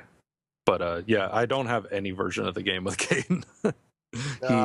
He could not be more dead for me. he is, yeah, like I said, he's forgettable in ME1, but in Mass Effect 3, he kind of comes around a bit, and it's weird because he's also one of the I don't think this was a bullet point on the back of the game box, although it technically could have been. He is one of the new male gay relationships you can have. And having watched, one of the things I do after I finish a Mass Effect is I go to see how all the romance subplots play through, because I'm always really curious about which ones feel like good storytelling and which ones feel like they're kind of just stuck in there. Like in Mass Effect 2, the Jacob romance is one of the most boring things I've ever watched on YouTube. Where he's just all like, "What's up? I'm Jacob. I like what I see. Let's go and have sex on a spaceship." And Shepard's all like, "All right." And I'm like, wow, Shepard has no self-respect. So I watched how the Caden male Shepard romance can play out, and it was actually really nicely done. And it was kind of sweet in this weird little way, where it's like they basically both are sitting there, and Caden's kind of like, "So neither of us have ever really had anyone important in our lives, have we?" And Shepard's like, "Nope." And they're just kind of sitting there talking about how they're really good buds, and then they kind of sit there and go like, "So you wanna go out?" And they're like, "All right." And I'm like, man, it's odd. It's kind of sweet little romance. And so I was like, I wonder how the other gay dude romance could play out with Ramirez. And I watched that one. I was like, wow, this is written terribly. So I also had to give Caden the props for being the good gay male romance choice in the game. Yeah, I got to that conversation with Caden because I was still planning on pursuing my relationship with Tali. Yeah. And I had, I was all bros, and I was choosing all the highest Paragon stuff with Caden, and he's like, "Yeah, I remember that. We were close or whatever." I'm like, "Yeah." And he's like, "Do you ever think about, taking it further or whatever?" And I'm just like, no. He's like, and the way he backs out of it is funny because he's basically Let's go drink some beers and watch football. No, that's basically what he's like. He's like, "Oh, no, don't get the wrong idea. That's not what I meant." And then that's it. So it's like if a player was to actually be kind of offended by that or freaked out, like Caden's like, "Oh no, dude, no, I didn't mean it that way. Like, it's cool, it's fine." Like it was hilarious. Yeah, I mean, either way it plays out, it's a fun little conversation too. Because I like that's what really helped me kind of dig Caden in the game after a while, was the way that a lot of his character was kind of about, we've been through a lot, and he's kind of coming to grips with like, hey, we've been through hell and back, like, and the way that he kind of apologizes for coming at you in Mass Effect 2 for being part of Cerberus is really nicely done, I thought. Well, have you seen how the romance goes with Garrus from 2? If you're a female Shepherd, Yes. it kind of, what you guys described kind of reminded me of that, where it comes up as an option, and Garrus is like, I mean, all right, I mean, why not? Let's see if we could even figure out the mechanics of this thing. But the difference in that is Shepard kind of comes on creepy hard on Garrus, like he's telling this story about banging this other Turian chick, and then Shepard's like, why don't we blow off some steam then, if you know what I mean? It's like, what, you want to fight? It's like, let's just skip to the blowing off steam part, you know what I mean? It's like, whoa, female Shepard is sexually aggressive. I always loved Garrus's reaction in that scene too, where he's kind of like, all right. Yeah. It's like, I guess we could draw up some plans and see if we can Yeah, like I like Garrus's line there. He's like, well, if we could make it work, sure. Like, let's look at some flow charts and see if this will work. Yeah, I mean, at the least, I guess we could just start getting naked and roll around on top of each other or something. we can take turns dry humping each other's legs. But yeah, I mean, that there's that side of it. But as I also said, Ramirez, as much as I felt bad because it's both Ramirez and Trainer, the not Kelly Chambers. Like, they're both characters that are like the new characters for Mass Effect 3 that you can run a romance with, and they're both the same-sex romance characters.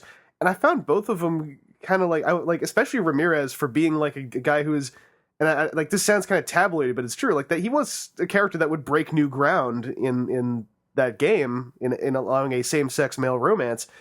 His character arc was just, I thought, abysmal. Like, when, like, the third or fourth time he was sitting there going like, I can't stop listening to the recording of my husband dying when the collectors came, and I just can't get over it. And I was like, man, you ever talk about anything else? Like, well, I think both of those same-sex options come off kind of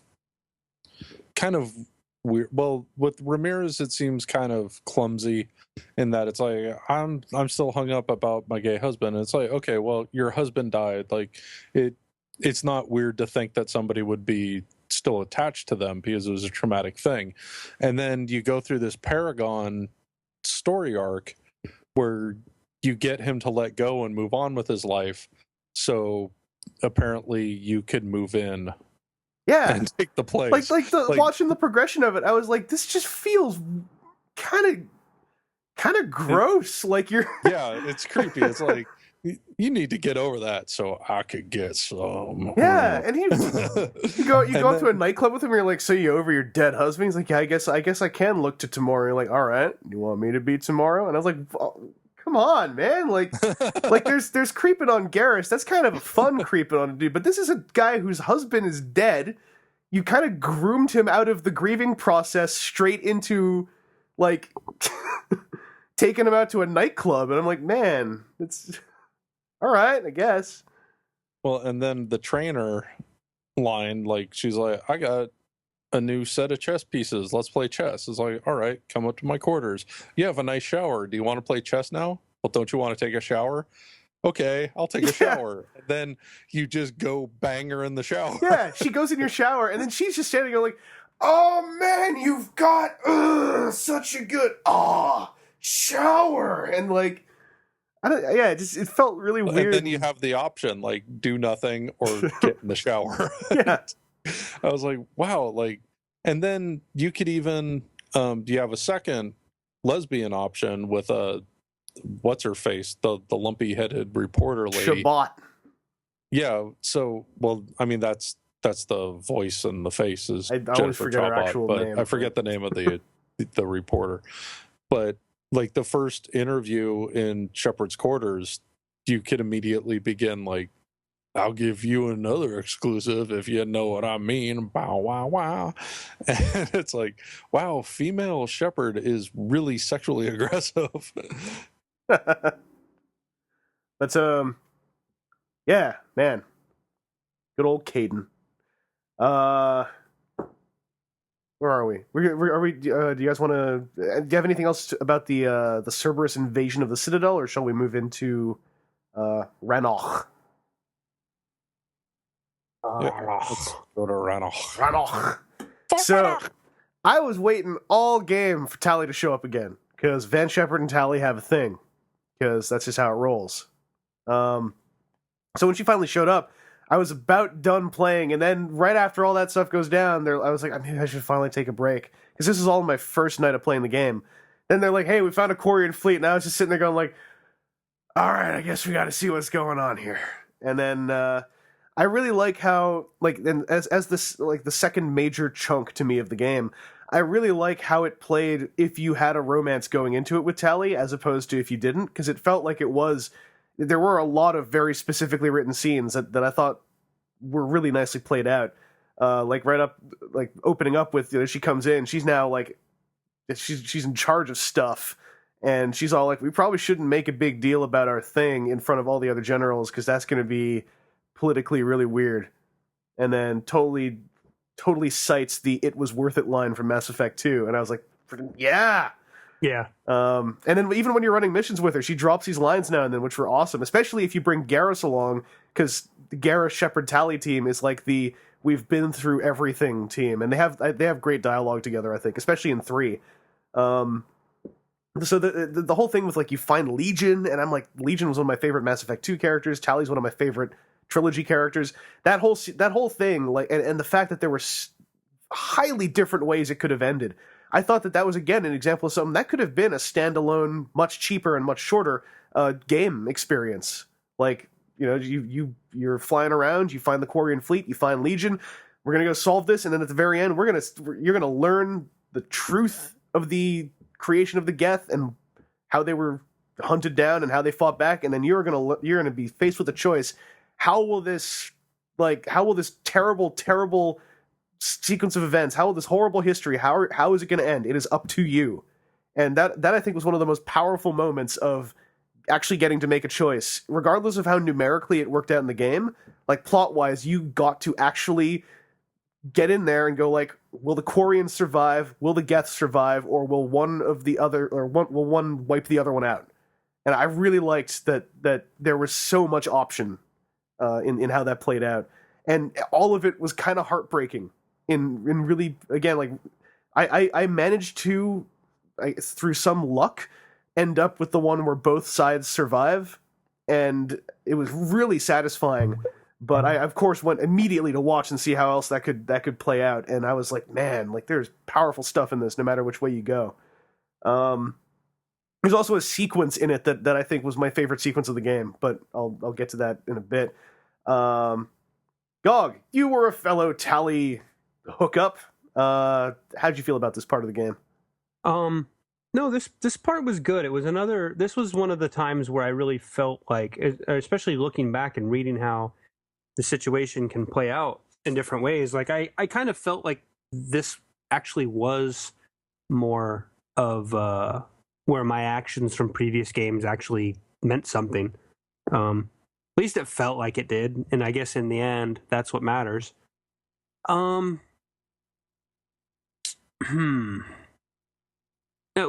Okay, before I guess I really get into it. How does this situation play out? Like, if Legion is not alive, does anybody know? Yes, you find a thing called Geth VI, which takes on basically Legion's form, but with a few holographic parts. And it kind of impresses on you. There's a hologram. Yeah, there's a hologram that simulates the hole in Legion's chest. Yeah. And it kind of implies to you, it's like, by the way, just, I'm not actually Legion. We are a thing created to be kind of looking like Legion for the sake of being an image that you remember. But I haven't actually seen, though, how the endings play out, and that is something I'm really curious about, because, I mean, Legion gets pretty heavy before he exits the story. And yeah. I do want to know how that plays out with the Geth VI. Yeah. I really enjoyed the Rannoch stuff. And being on that, I guess it's a little strange to say after playing the first 2 games, but when you finally, and this is, a good 3/4 of the way through the game, when you infiltrate that Geth ship and you're finally shooting Geth again for the first time in Mass Effect 3, I was like, oh, this feels good. It's about time. Because like in Mass Effect 2... I felt awful.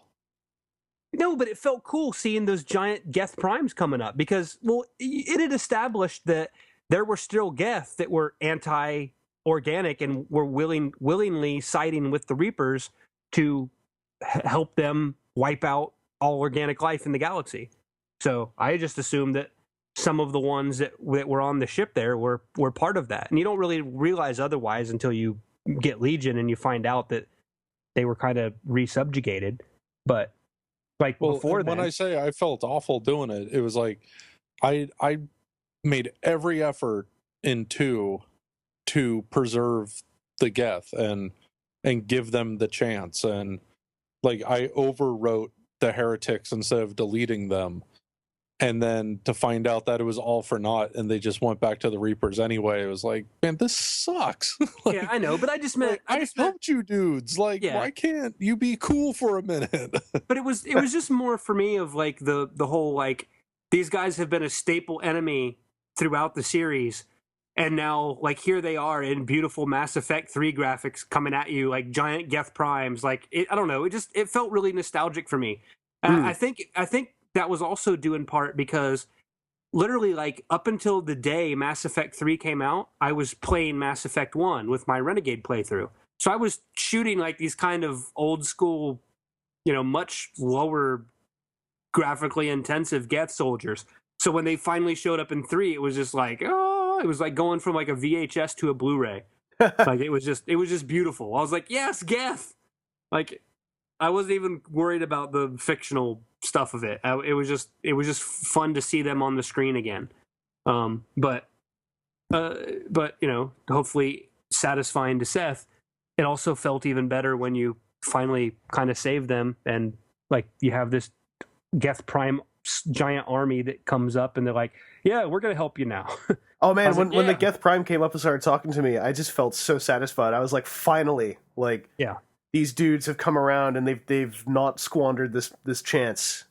Yeah, that was really good stuff. Yeah, like that whole stuff where you're going back and seeing the history of the Geth rebellion, but from the Geth's perspective, and how they saved archives of all that stuff just for the sake of history. And it was like, wow, there is some really organic thinking, humane stuff happening with these guys. It's almost like they don't really have a culture, but they have this subconscious of what they think should and shouldn't be preserved. And it was almost like the beginnings of a culture forming amongst the Geth, and that like they have this archive and there's stuff that they want to save, even if it's bad memories, even if it's stuff that people would rather forget, they want to save it in some sort of archival format.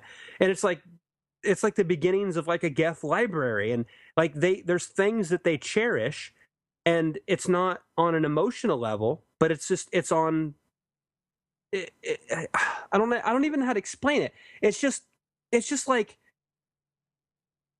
seems like the beginning of them actually becoming a people versus just an artificial race. It's like they aren't kind like, of coming of their own. Yeah, they aren't like just people but robots. They're like it felt like a really great logical progression from artificial beings to being such a collective that they're capable of organic thought between all their collective minds. Right. And I love that stuff because, I mean, I've said this in many different venues, but my favorite storytelling like medium ever is the story of something that isn't alive becomes alive. It's my absolute favorite story. And so, of course, like watching that stuff in the Geth archives, I was just riveted. I was like, this is so good. I think that was possibly that whole chunk was my favorite part of the game. That whole thing. And what I liked about that part too was it wasn't just stuff that they just came up with. Like, oh, guess what? This is the Geth, and this is what's going on behind the scenes. A lot of that stuff was stated in much less detailed form in Mass Effect 2. Like a lot, like how the Geth view the Quarians and and that sort of thing. And they just delved deeper into that when they were actually going through the archive stuff. So like, I don't know, it definitely felt like it was an organic relationship between the Quarian and the Geth, and they just continued to add more and more details. Much like I felt like the whole genophage stuff in Mass Effect 2.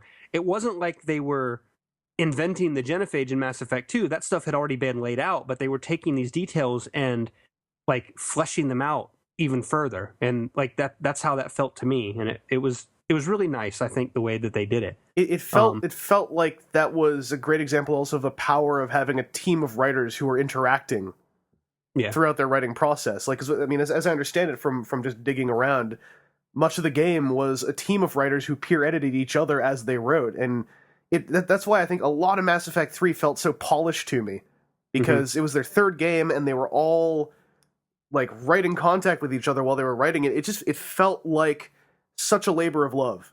And going back to like what Seth was saying, like the whole gray area thing, it's the Quarians themselves. I mean, like it or not, they're still a bit of a sympathetic race, because like they weren't doing anything to be malicious. They were creating robots to basically be a labor force. I mean, and you know, it's like even today, like we have that to some degree. But of course, you want to make them more advanced and able to be more autonomous. You don't want, you want a robot to be more than just an arm on a car assembly line. And when the Geth gained sentience, they freaked out and they didn't know what to do. And they reacted versus their instincts. Was that wrong? Probably. But given the window of chance they had and whatever, it's like you can understand the decision that they made. And unfortunately, it kind of escalated, and the Geth kind of almost doomed the Quarians to extinction almost. And I thought it was great that they showed you that it wasn't a case of the entire Quarian race just turned on the Geth. Like, that they gave a much clearer indication that there were Quarians who were questioning wiping out the Geth. Like as it would logically play out. I think that was one of the things that it was kind of hinted at in Mass Effect 2. That not everyone wanted to do that, but the consensus was it needed to be done, if I remember correctly. But and it went both ways, because in dialogue with Legion and 2, it's not all the Geth sided with the Reapers and went out to support Saren. Like a big portion of them stayed behind, and part of the Legion loyalty mission was putting an end to that segment of the Geth. And then when the Geth come to consensus to side with the Reapers again, it's only out of self-defense and desperation, because the Quarians have attacked. And it's bad news. But Legion in 2 makes it very clear that the majority of the Geth are perfectly fine in living in peace with the Quarians, and they have kept the planet organic for their return.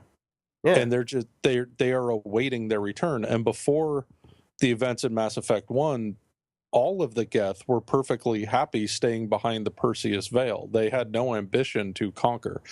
And one of the things that makes the Geth-Quarian storyline one of my absolute favorite parts of Mass Effect is they took this science fiction trope of the machine race rising up and defeating the organic creators, but they didn't make the machine race just this genocidal villain that has decided it's only logical that we're the next evolutionary step, therefore you got to go. Yeah, right. Like the Matrix and everything else ever. Cylons.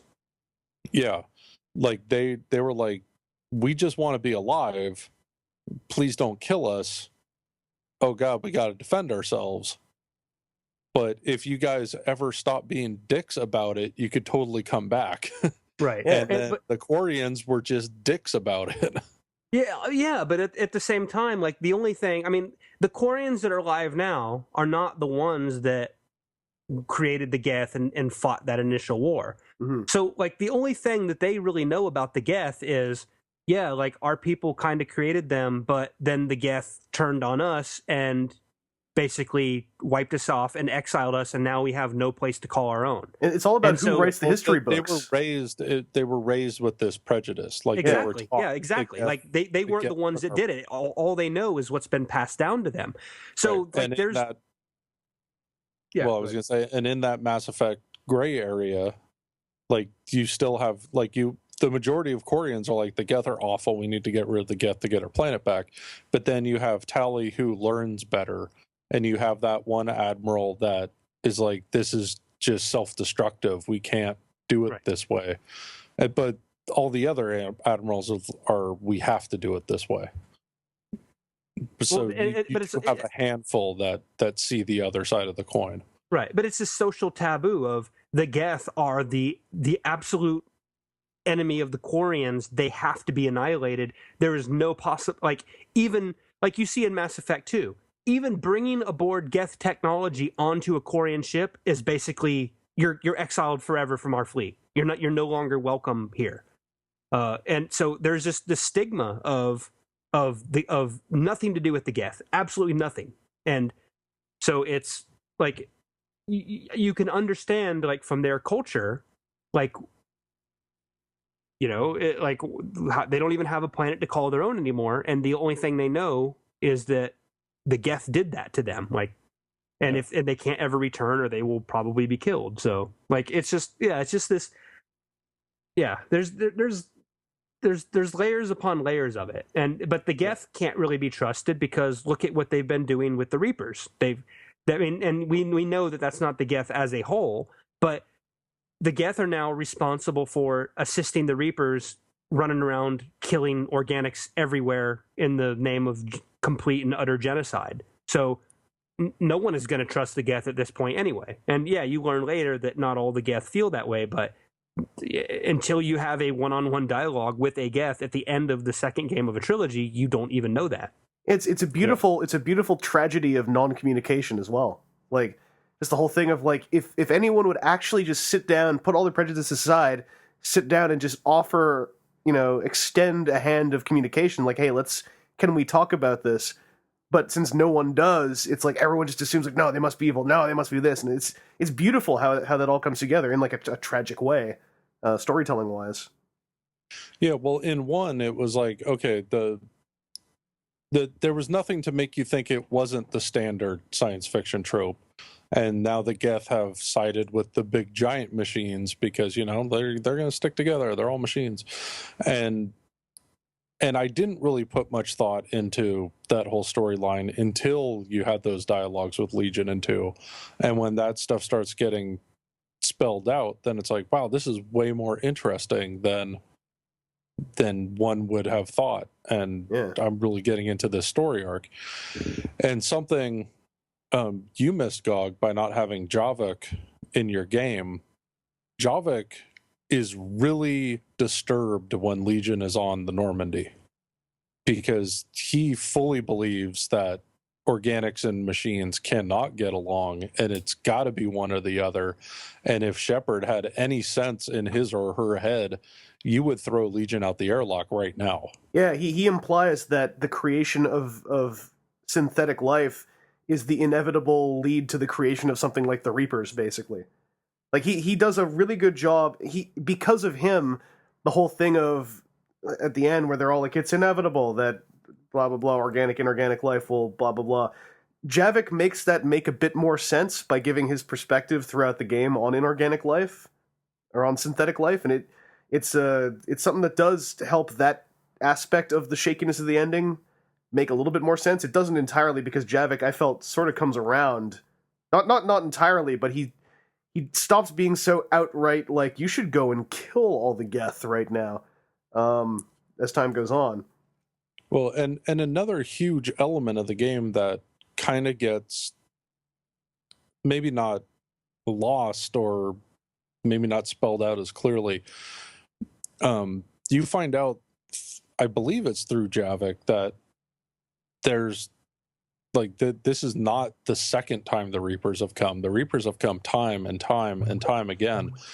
And in every cycle, these specific patterns have occurred. There has been a synthetic race that rises up, there is a war, and there's not peace between synthetics and organics. It happened in his time, it happened in the time before, it's happening now with the Quarians and the Geth. That there has been one race that dominated the galaxy. For him, it was the Quarians, or for him, it was the Protheans. Before the Protheans, it was this other race that dominated. Now he's in a time where there isn't one dominant race. It's a council. It's a multiracial council. So all through 3, you are breaking the patterns. Like by bringing an end to the genophage, you have broken another pattern. And it's just pattern after pattern you're breaking, which increase your war asset to the point where you can get the good ending, which, we'll get to that later. But however you interpret it, there is a good ending that doesn't seem like it on the surface, but you can't get there without breaking all the patterns. And bringing peace to the Quarian and the Geth, both of them end up being a weaker war asset individually than if you full on sided with one or the other, but collectively they add more to your war assets. Yeah. When you get both. And one thing that I thought was pretty interesting is there are so many small details that you have to get through 2 and 3 to get the two sides to work together. It sounds like that's one of the easiest things to have missed and not have the ability to get one or the other. Yeah. I was listening to the Rooster Teeth podcast, their show about Mass Effect 3, and they had 4 or 5 people on that show. Only one of them got the Geth and the Quarian to work together, and everybody else didn't even know that was possible. Yeah, I've seen that conversation in a lot of YouTube comments. The one guy was like, I got them both to work together. Everybody else on the show was like, how? You can't do that. And it's like, yeah, well, I did it. Yeah, there's a lot of comments I've seen on YouTube of people, older comments where they're like, oh, it's such a bummer that you have to, people literally saying, it's such a bummer that you basically have to lose Tali and Legion. And I was like, oh man, I wonder how that guy felt when he found out there was another way to do it. Because I think at least this is far more for me, because I love Legion, and I think Tali is just as awesome. I love both those characters. I love that they made me have to choose between 2 characters I love. It was great. That moment where Legion's like, I'm going to upload the code. Tali's like, you can't do that. They're having a firefight up there. And I'm like, oh man, I don't know what to do. There was one of the few times where the dialogue wheel popped up and I was just looking at it for well over a minute. I was like, I don't know what to do. Much like Seth, I think it was you mentioned that you had a similar case back in Mass Effect 1 with the Rachni Queen. Yeah. That's the one decision that I think I spent the most time pondering before finally deciding to let her go. And one of the things that was in Mass Effect 1 that got lost in the other games is there were times where you could turn around and talk to the squad members you brought and get specific, cue them for specific dialogue about the situation you were in. And pretty much everybody is, you can't do that. You can't. Don't be nuts.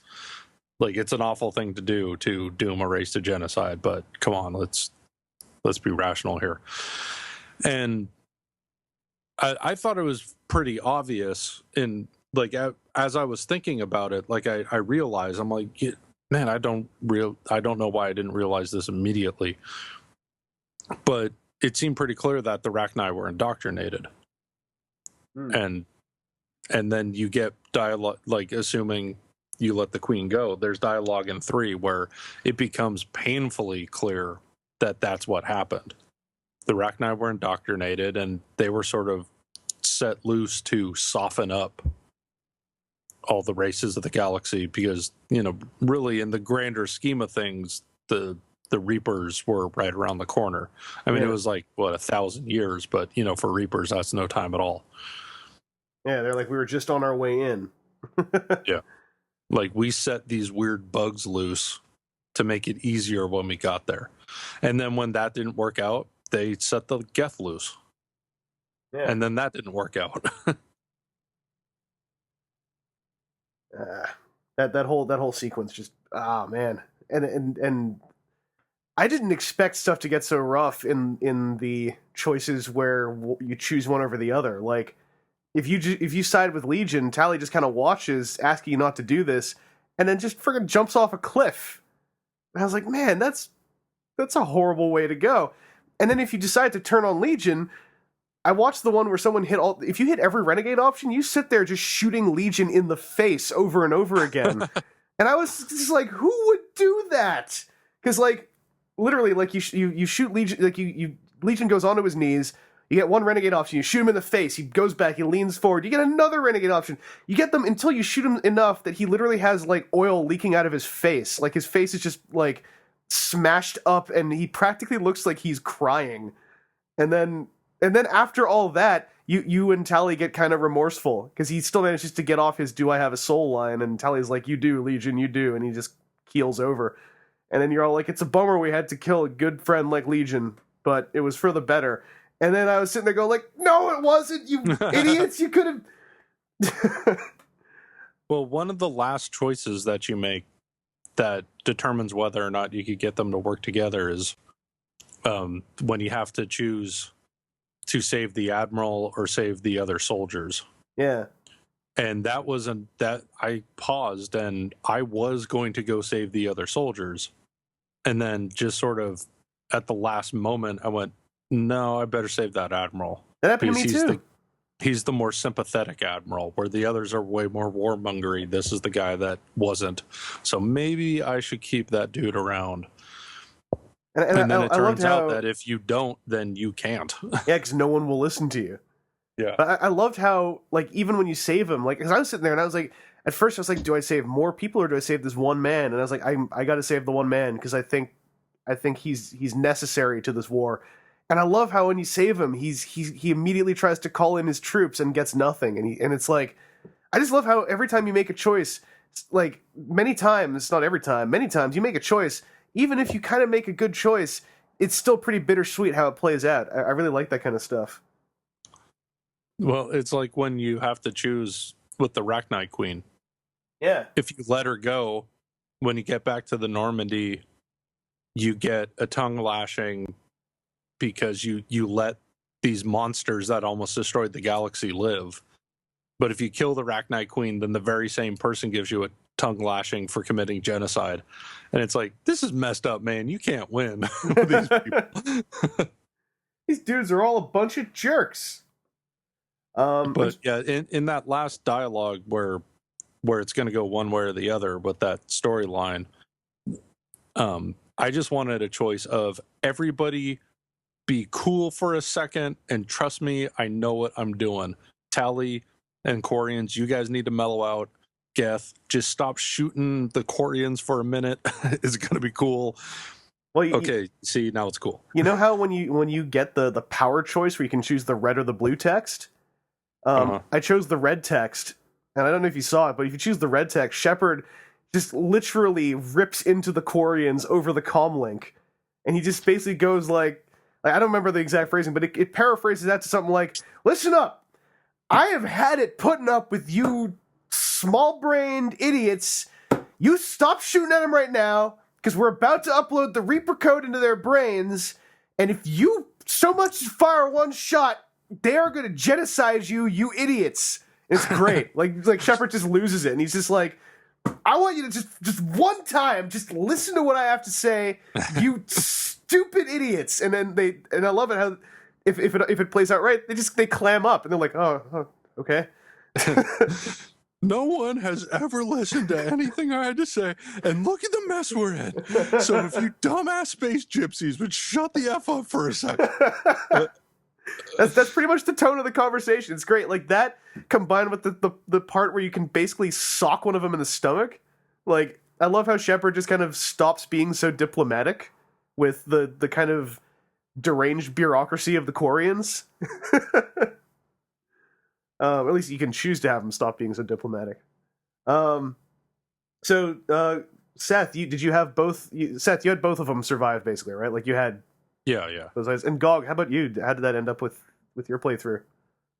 Same thing. I ended up having them both Both survive. Okay. Yeah, I was like, I really hope that this works out, because if not, I'm gonna have to reload this, and I think my last save is before that Geth fight, so I guess I'm at the Reaper fight. So I guess I'm gonna have to kill this Reaper again if I screw up, and I don't really want to do that, but whatever. But luckily it worked out, and I felt bad making that choice, but I was always like, well, if I don't like it, I guess I could go, if it's that bad, I can go back and do it. But because Tali was my romance, so it felt kind of bad she was begging me not to do it, and I'm like, I hope this turns out well, and she trusts me. Because also, if it doesn't turn out well, she'll jump off a cliff. Oh, I didn't know that until afterwards. So I'm like, wow, I'm glad I made a lot of decisions, because I think even if I had reloaded that, like, just seeing that probably would have scarred me. And the worst part about that, too, is, like, that Paragon interrupt. Like, if she goes to dive off the cliff, you do a Paragon interrupt and go and reach for her arm, and you still miss, and she dies. Yeah. It's like, wow, that's just a dick move, guys. It's a bummer, because, like, this is the part I really wanted to talk about. There's a moment, I think this is my absolute favorite, I feel like the hero of a movie moment in the game, and you only get it if you've romanced Tali. But, like, when Shepard, I love, like, either way, I love it when Shepard's like, pull this thing over. You're like, what? And he's like, I've had it. I'm gonna load all the ship's targeting into this gun. I'm gonna go fight that Reaper. Like, I loved how Shepard just lost all patience at that moment. It really worked for the Shepard that I was playing, where he's just like, I've had it with this. And then when you get out of the thing, if you have a relationship with Tali, they have this great dialogue where she's all like, she's I don't know. Shepard drops Aquila Salai like a badass and then walks off onto a hilltop to fight a Reaper. It's beautiful. And I was like, so much of that dialogue was great. Like the whole, like, cause I had, Tali and Vega, I think, in my party when I was, where was it? I think it was on the Reaper ship. Yeah. It's like the first time you get Tali back in your party, and at that point, I think it's insinuated that it's probably going to be temporary. But it's like, and somebody asks Shepard, like, "Oh, come on now, how many Quarians have you seen without your mask?" And Shepard's like, one." Oh, no, it's when you're in the virtual world, and Shepard questions why the Quarians in the flashbacks have helmets. And Legion is like, well, because this is everything you're seeing is based on your perceptions. And when's the last time you saw a Quarian with a mask? Yeah. But then there was another time where, I can't even remember, but like, you're talking about something, and then like Shepard and Tali kind of have this moment where it's kind of awkward because of their relationship, and Vega's like, I feel like I'm missing something here. And Edie's like, that's because in the previous war against the Collectors, Tali and Commander Shepard had a sexual relationship. And Vega's like, okay, Edie, I don't need to know any more than that. It's just like, there was, like you were saying though, there's so much custom dialogue between that. And it, like, I felt bad for people who, if you were a female Shepard and you didn't have a relationship with Garrus, and if you were a male Shepard, if you didn't have a relationship with Tali, like, you got screwed, because there's so much good stuff there, because those are the two characters that are with you from start to finish. You can carry that relationship over, way more meaningful. And they're quippy. They quip so nicely. But that carries on even through missions. Like, what if you had romanced, I don't know, like Thane? Like, you're going to visit him at the hospital, like, and then he dies, or even something less meaningful, like just Jack. Like, you see Jack, and Jack's like, oh, and then she'll kiss you, and then that's it. Like, you never see Jack again until that, like, when you say your goodbyes to everybody before the absolute final push on Earth. Mm-hmm. Like, well, so she's hanging around the Citadel too at one point.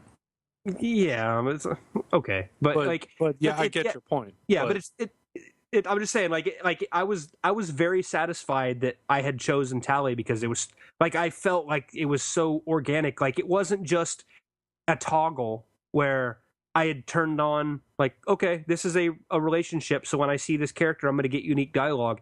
It felt like it was affecting me and other people around me. Like, oh yeah, everybody knows Shepard and Tali's in a relationship, and the people who are new in this game Like, and I guess I got lucky there because Vega, being the only brand new character in my party, like he was totally in the dark. And it was awesome how they wrote dialogue just for that moment in case Vega was in your party because he doesn't know about the relationship, whereas anyone else would.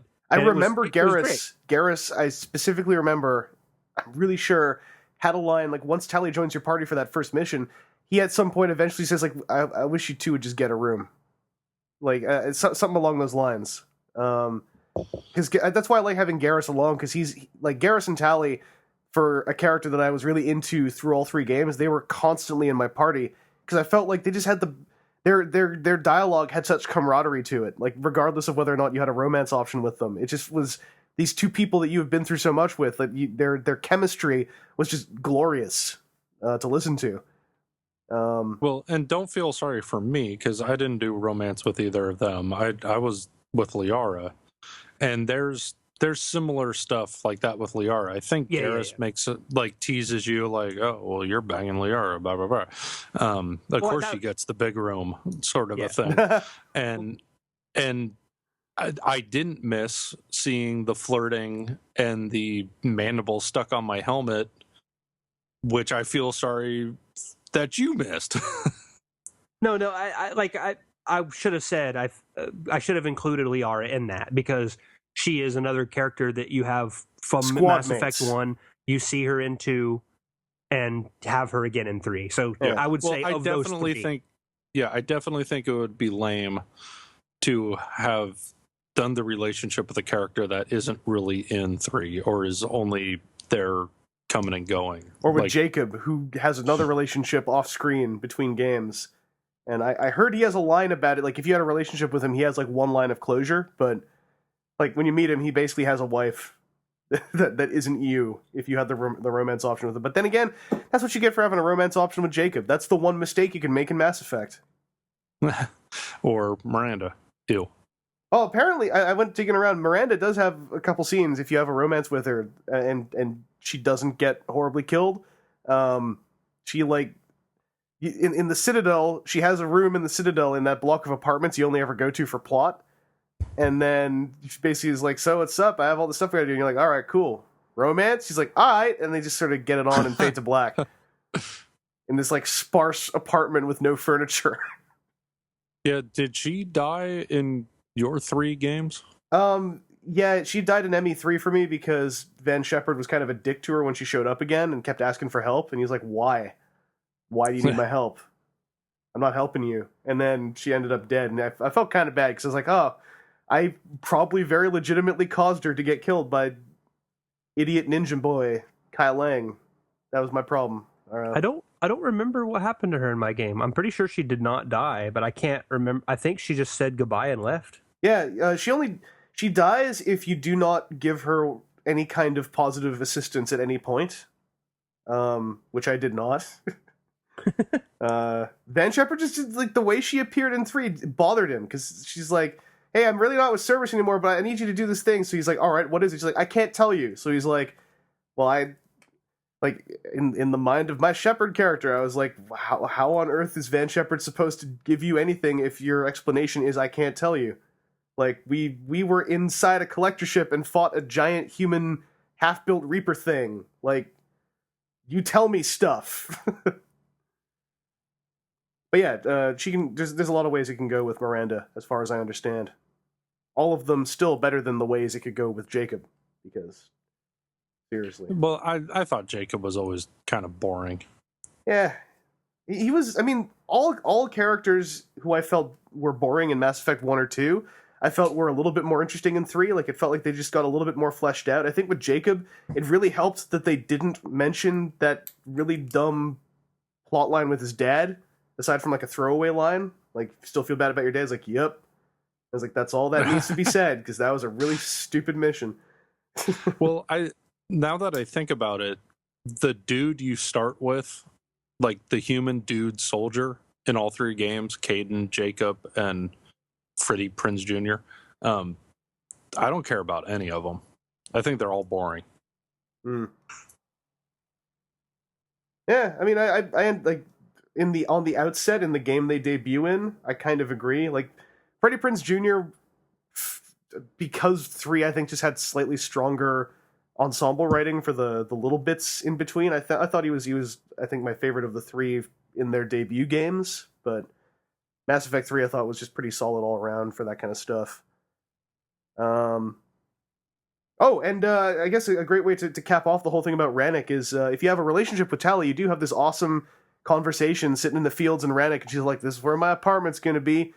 Only it's not. I'm coming with you." And I was like, "Yeah, the team's back together." And then she's all like, "Hey, I left you something special in your room." And I was like, "Oh, what's this going to be?" And then the infamous unmasked Tali photo appears. Now, I wasn't as mad about this as a lot of other people were, although it's indefensibly lazy how it was put together. But then I got that's what bothered me about it, was like, really, that's it? Yeah. That's what after all this time, Quarians are just a Photoshop person? A stock photo where they gave them 3 fingers and like spots on their face. And I was like, really? Because I was sitting there and I was like, there have been so many awesome fan designs of what Quarians might look like beneath the mask. But then this all gets culminated in the Mass Effect 3 art book, where there's a whole page from Mass Effect 1, potential Quarian face designs for Tali, and some of them looked really cool. And I was like, you guys had the artwork already done. You just had to pick one. So it was a real bummer, because I was like, not only was this like just egregiously lazy how you did it, but you actually did the work to do some really cool face designs that have been nixed in place of this really silly thing. And I was like, this just kind of sucks. Yeah, and one of the reasons I don't like such a human face is because physically Quarians have so many other differences from humans, like the three fingers, 3 toes, the really kind of extreme bird leg shape to their legs, and the different biology where their whole protein thing, and then their faces are so human looking. It's like, really? Their faces are that human looking? Come on. You could have made them look a little more alien, please. That was a bummer to me. I know, Gog, how'd you take the Tali face? I agree that it was indefensibly lazy. I think that is a great way to put it.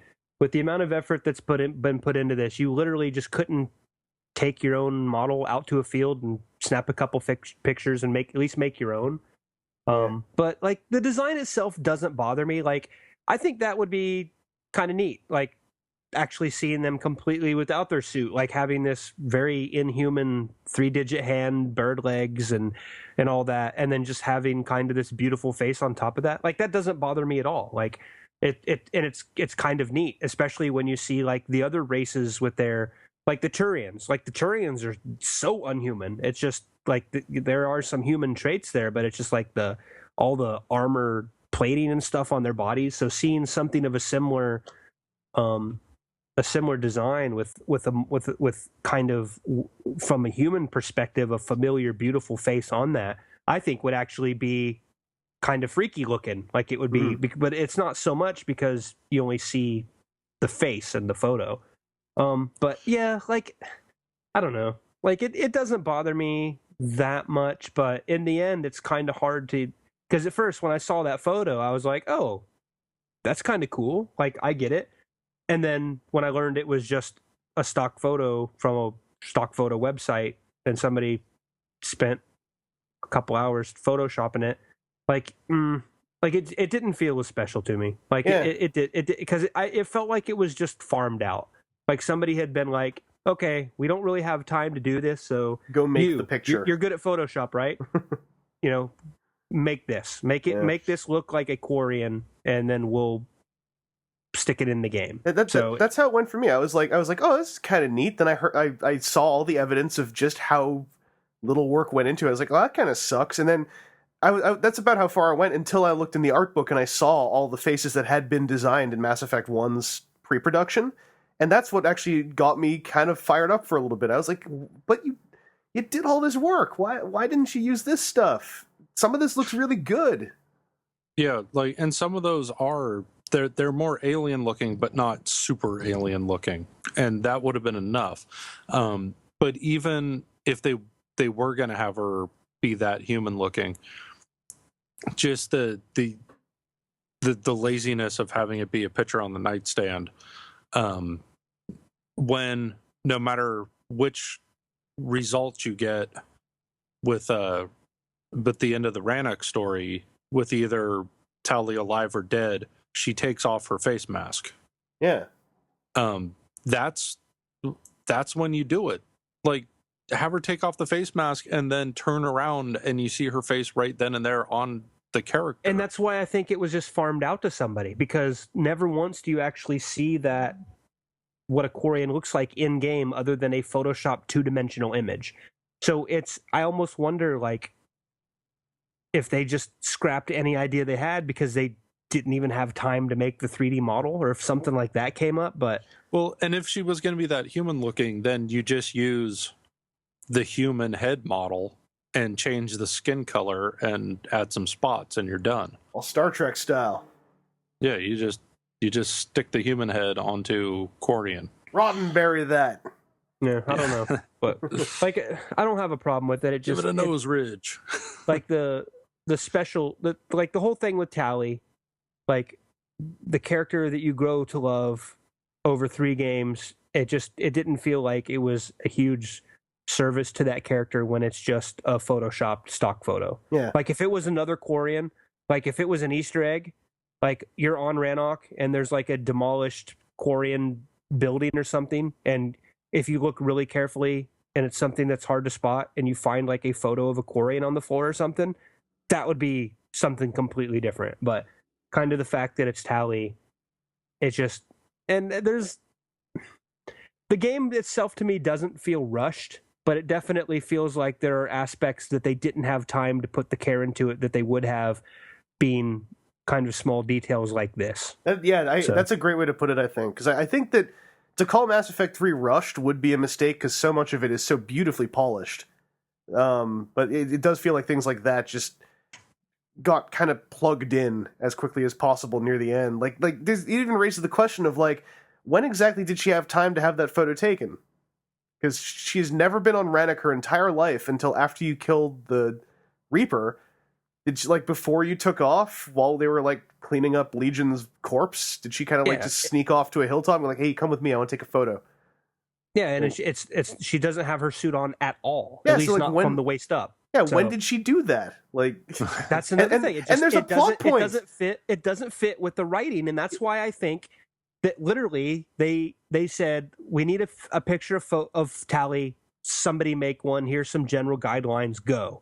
And the person making this didn't put that much thought into it because he wasn't part of the team that would normally do something like that. There's a whole plot point about the Quarians still needing their suits, because even though it is Rannoch, they've been born in ships, and they need time to adjust, even to the Rannoch atmosphere. So it's not like she could just, like, rip her suit off, like, no, I'm on my home planet, because she needs time to adjust. Yeah, it just raised a myriad of questions, I think, that it never was intended to raise. And unfortunately, that's what's going to happen when you do that. But that was also, I think, the second big climax of the game. Again, that was another thing that to me could have been the ending of a whole DLC or self-contained episodic game.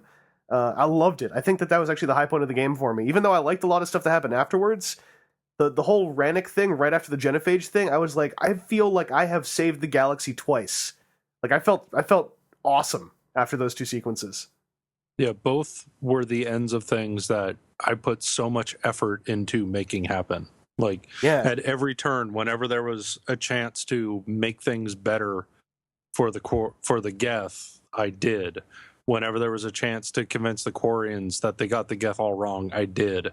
And then to get the ending where now they're going to coexist was the most ideal outcome. And it was just like, yeah, you know what? I brought some peace. Like, in this war, I made some peace. Yeah. And it's this kind of the same, like a less certain with the genophage, because, you know, it's like, in this war, you know, I got these 3 races to fix a wrong that was done. Man, I just really hope the Krogan don't screw it up. Yeah. Please don't screw it up. It's only because Rex, even though I lost Eve, even like Rex being there made me feel good about it. Because I was like, if someday in the lifespan of these characters things go wrong, I know Rex will be there to do something about it. So Oh, you lost Eve? yeah. Yeah, interesting. I didn't. And that's why I really am hoping there's some kind of like get this writing team together and write up a few options of what might happen in the decade's future. Because Well, like Rex with no think Eve, I want to know what happens. I think I made a comment on Twitter a few days ago. Like, I would love a Mass Effect 4 where you're just flying around the galaxy, like hanging out with all your buddies, and it's like 10 years later, and everybody's like retired from, ass kicking. So you could like go to Rannoch, and there's Tali's house, and she's living with Garrus, and they got a thing going on, and because Garrus seems like the kind of dude that doesn't need to go back to Palaven because he was never really there like his whole life, so he would go back to Rannoch and just stuff like that. So I just want like a tour of the galaxy, like hang out with my bros one more time game. Maybe make that a big DLC. Yeah. Or go to that friggin' house I earned in a DLC from Mass Effect 1 that you never see or hear or think of again. You got like some big mansion on a planet somewhere in Mass Effect 1 DLC. I don't even remember that. I don't even remember how you end up with it. I just remember going there and being like, all right, well, this is here. I saved the galaxy so hard. I got this vacation home on this desert planet. Okay, I'm never coming back later. So going on from there, any other thoughts on the Rannoch Geth-Quarian segment of the game? No, I think we let it out. I believe is the next part the part where you go to Alessa, the Asari homeworld. Thessia. Sorry, Thessia, Alessa. Yeah. Yeah. Yeah. That was kind of cool. There's a couple, but there's kind of there's going to Thessia to hunt down the catalyst aspect, and there's going to the Avakyashi monastery. Or Ardat Yakshi. Yeah, Ardat Yakshi. What's up with the they got a weird language, man.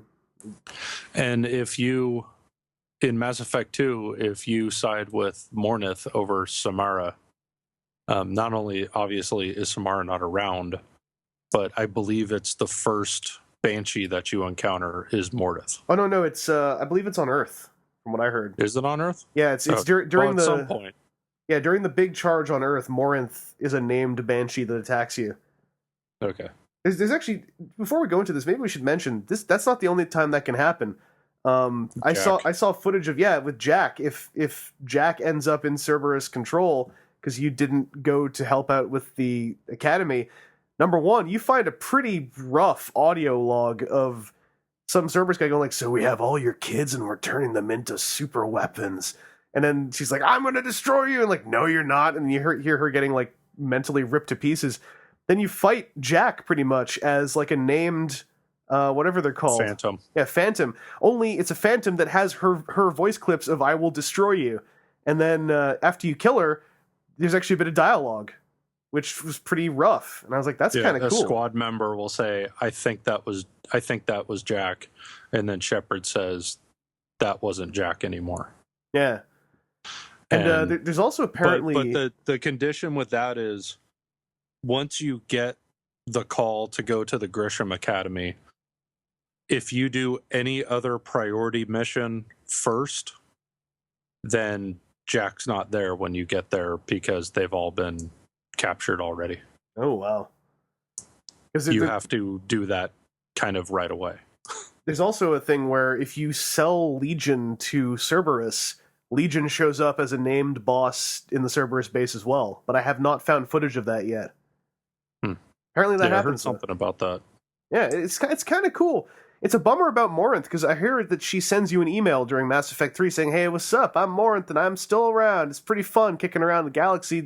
Things are getting crazy, though, so I'm going to lay low for a while. Next time you see her, she's a banshee. So, like, I guess laying low didn't work out so well. That's a bummer.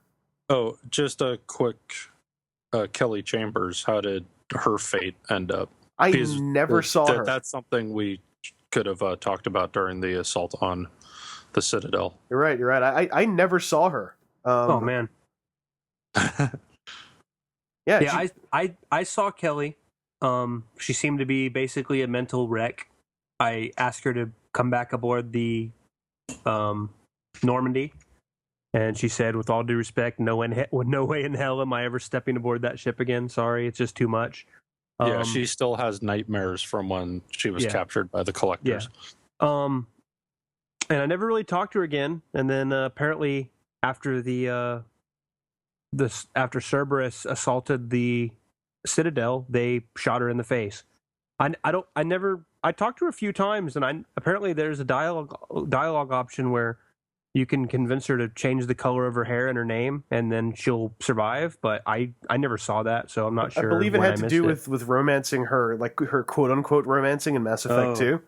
Also, apparently there's a dialogue option where you can convince her to just go into the back and kill herself. I never saw that option. I heard about it. The two options I had were like, you're doing a good thing helping these people, keep helping these people, or you have to change your identity. So my first time through, I said, hey, you're doing the right thing. You're a good person and help these good people. And then after the Cerberus attack, there's some dialogue as you're walking past other characters like, hey, what happened to that nice human girl that was always helping? Oh, some Cerberus guys walked up to her and asked if she was Kelly Chambers, and when she said yes, they shot her. So I guess the lesson is, if Cerberus asks if you are who you are, you tell them no. And then some other people told me like, oh yeah, you have to tell her to change her identity. And then that dialogue, Shepard's like, Cerberus is not just going to let you go. They're going to look for you, get a new ID card, and change the color of your hair, and get a new name. And she's like, if you think it's that important. Guess what? It's that important. Yeah. Yeah, I missed Kelly entirely. And I felt really bad, because I was like, I always liked her in Mass Effect 2. She had good head on her shoulders. Apparently not anymore. But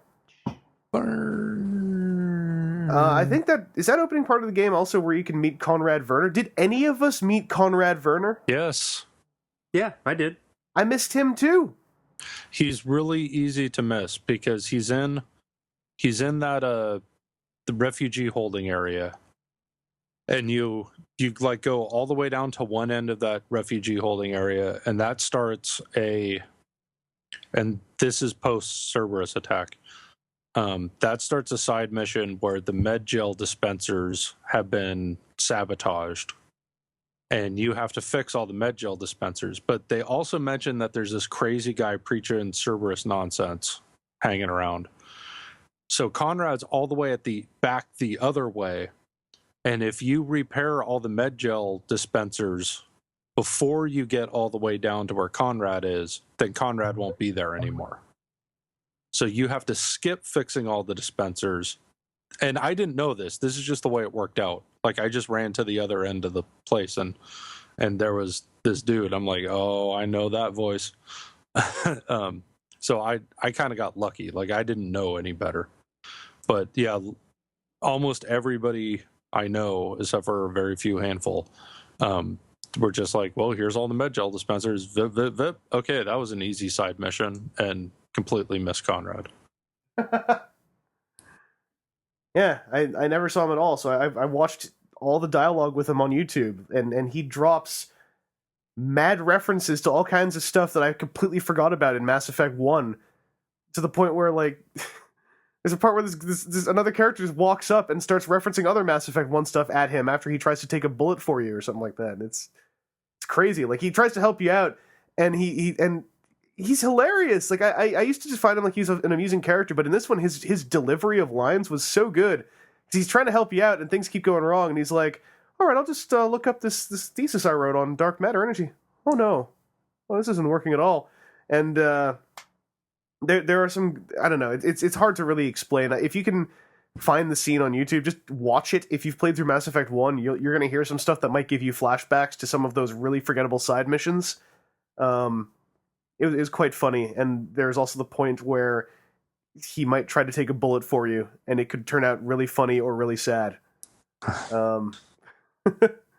Yeah, because, I mean, every time you've ever encountered him, he was just this obnoxious dude screwing everything up. And then that's how it starts, because he's preaching pro Cerberus because the last he heard, you were working with Cerberus. Yeah. It's like, no, that's not the case, Conrad. He's like, oh man, I screwed up again, didn't I? And it's like, yeah, that's what you do, isn't it? It's like, well, I heard there's a thing. It's like, yeah, it's like, I know all about dark energy. It's like, what, really? He's like, yeah, here's all this really useful information. Does that help? It's like, actually, yes, it does, Conrad. And then he's so happy that he didn't screw up for once. I know, I loved it. And then you get his Vor asset, and it's worth like 1 point. Like, it's better than no point. Like he has like the most worthless war asset in the game, shy of Jessica Chobot. And then you see him again, and he's all like, "Hey, I found that suspicious-looking Cerberus guy you were looking. That's him there." And then the Cerberus guy tries to shoot you. Conrad Verner jumps in the way, and then if things go well, he has this little scene where he's like, "Did I do good?" And then you're like, "You did good, Conrad." Then this girl comes up, goes like, "Yeah, it's a good thing you're not dead either, because I sabotaged that guy's gun ages ago." And then Conrad gets up, he's like, "Really?" And I was like, "Oh, Conrad, you screwed up dying." Well, and then she's like some throwaway character from ME1 that worked in Cora's Den. Yeah. And then they go off and to presumably live happily ever after together. It's like, all right. Conrad Verner comes out on top again. Well, and if we're going to talk about reoccurring characters, how about the reporter lady that you could spend your whole life punching? Yeah, and then okay, I'll just explain what happened with me. I saw her and I was like, all right, it's time for that wonderful moment of violence. Once again, I see the renegade, I hit it, and she ducks, and I don't know what to do, and I see a renegade option. I'm like, if I don't hit that right now, and so I hit it right away, and I headbutt her, and it's awesome. But then I went and watched what happens if you don't hit the second renegade option, and it's pretty sweet too. Yeah, when I came across her, I saved right away because I'm like, okay, I want to punch her, but that's not who my shepherd is. So then I'll do it again for real afterwards. And I accidentally tapped it the second time. Like, I didn't even realize I had tapped it a second time. And so when she gets ready to fight back, I was like, oh, this is amazing. And then when the fight's over, I'm like, oh, that's kind of a disappointment. But then when working on my Insanity playthrough, I didn't hit that second one, and she knocked Shepard out. And it's just like, yeah, what? And walks away. I was like, okay, that's awesome. I've been training for 3 years for this moment. How did you handle it, Gog? With the reporter? Mm-hmm. Yeah. I just said hi, whatever, and then I don't know, like I never did the punching thing, so like I've known that existed throughout the series, but I've never actually done it. Like, I've watched it on YouTube, but like I think I went up and talked to her and was like, you know, we're doing what we can, and she's like, and I'm just like, all right, whatever. And I don't remember. It wasn't anything crazy, but I'm probably gonna have a whole new outlook on that reporter when I do my Renegade playthrough, because I'm gonna beat the shit out of her. Did you ever tell the lumpy faced reporter to get off the ship? No, just because I think I vetoed one of her things. Like, I don't remember which one it was, but it was, I think, like, somebody was complaining that it was going to cause more harm than good, so I asked her not to do the story, and she was sad but agreed. And then everyone after that I ran with. Yeah, I did it once just good. Yeah, I did it once just to see, where you go down to her corner of the ship where Zahid used to chill and tell you stories. But and so you talk to her and she goes, anything we need to discuss, Commander? And then you go, yeah, get off the ship. And it's like, you're done here. Adler's like, get lost. And she's like, what, really?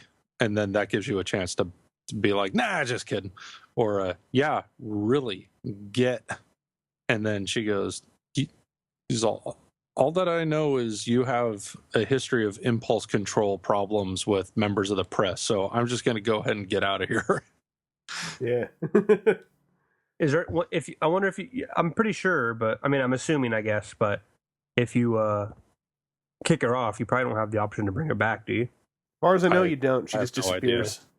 I just did it, and then I reloaded, and it never happened. I just wanted to see what would happen, and I thought it was funny that she made reference to the reporter punching. Yeah.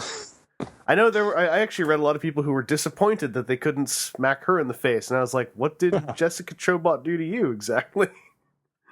They're like, I was waiting the whole game!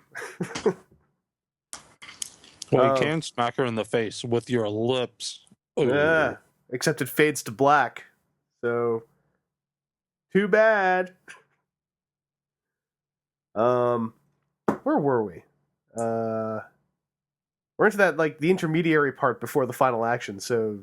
Well, we haven't talked about Thessia yet. Yeah, you can go to Thessia, and you get to see this awesome museum of Prothean, basically, reliquary that lays it out, that basically the Protheans came to enlighten this race, and the Asari never shared that with anybody as long as they could hold out in not letting anyone know.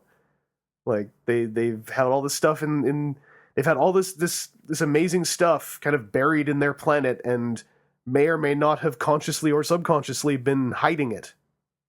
And it's kind of cool. It's a doubly cool mission if you take Javik along, which I watched on YouTube immediately. Although I took Garrus, and Garrus was kind of awesome during the mission because he basically delivered a lot of Javik's lines, but in a far more deadpan, snarky way, where he's like, yeah, it's funny how they kind of look like Protheans. Only I'm not. She's like, no, these are our ancient statues that look like Protheans. Yeah, and that's like, oh, Garrus. But that whole mission also had some cool moments of very like kind of action cinematic moments, like when you get that one aircraft pilot who's helping you like through a huge part of the mission, then gets shot down. I got all fired up. I was like, that was my buddy in Gunship 33 or whatever. I'm gonna get all you Reapers for that. And I didn't. But I reloaded to an earlier save and tried 3 times to take out the harvesters before the gunship got shot down. And I got it to where I took those harvesters out in less than a minute. I had both of them dead because I so planned out the attack and using biotic powers and like, okay, I have this character hit with this and that character follows up with that causes a biotic explosion, and then I'm just wailing on them, and then I kick off adrenaline rush and I'm unloading my heaviest hitting gun, and there's no way, like I could not find a way to save that gunship. Such a bummer. I tried so hard.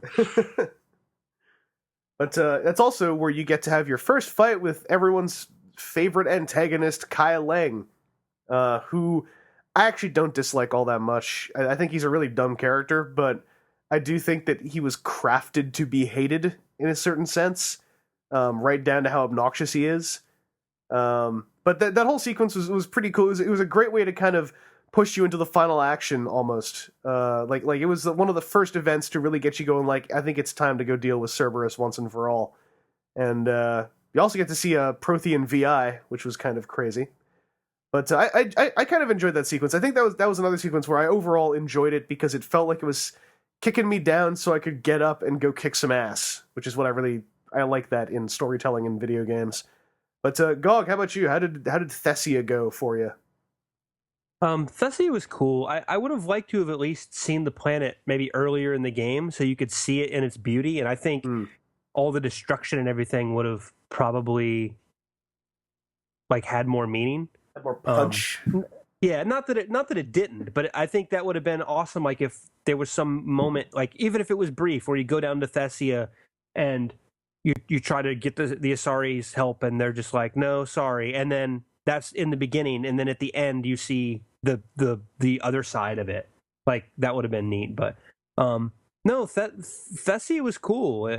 Like it was neat seeing it. It was more of an action set piece than anything, at least until the end. But like seeing all the relics and stuff, and like that was cool. I mean, it's kind of a shame, I guess, that I didn't have Javik, because I guess he, like, from what Seth has told me several times now, like you get a little bit extra dialogue there. But it's kind of cool seeing like Liara, like here's all their like religious artifacts and like how they revere all that stuff, and then the whole kind of reveal at the end of there's a beacon like on Thessia, and that's the reason why the Asari have advanced faster than the other races. It's why they were the first to find the Citadel.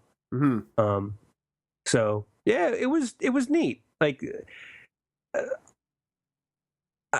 I've always wanted to really see the Asari commandos in action, because that's one thing in the Mass Effect fiction that they've really built up, is Asari commandos are some of the most fearsome military forces that exist currently in any race.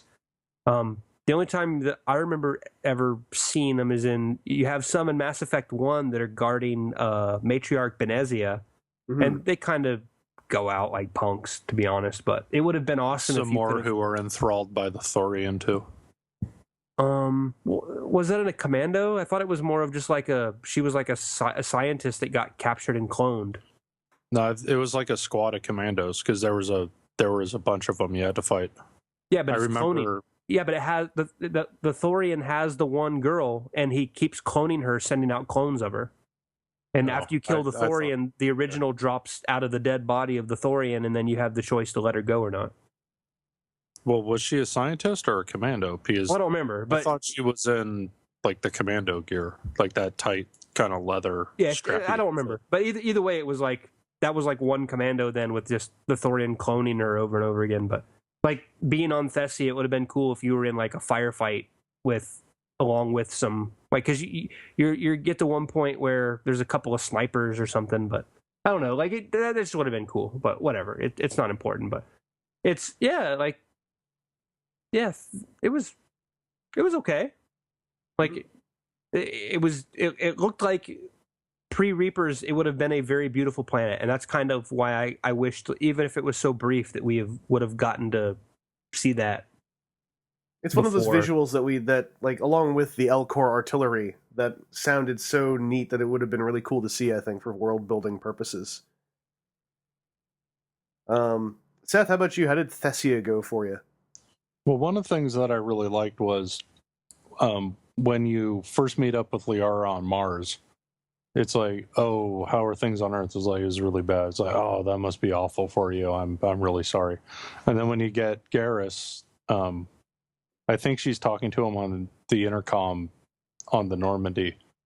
She goes, oh, how's it going on Paladin? Oh, it's really bad. Like, everything's ruined. It's like, oh, that's a bummer. It must be awful. I feel real sorry for you. And she's always kind of like, she's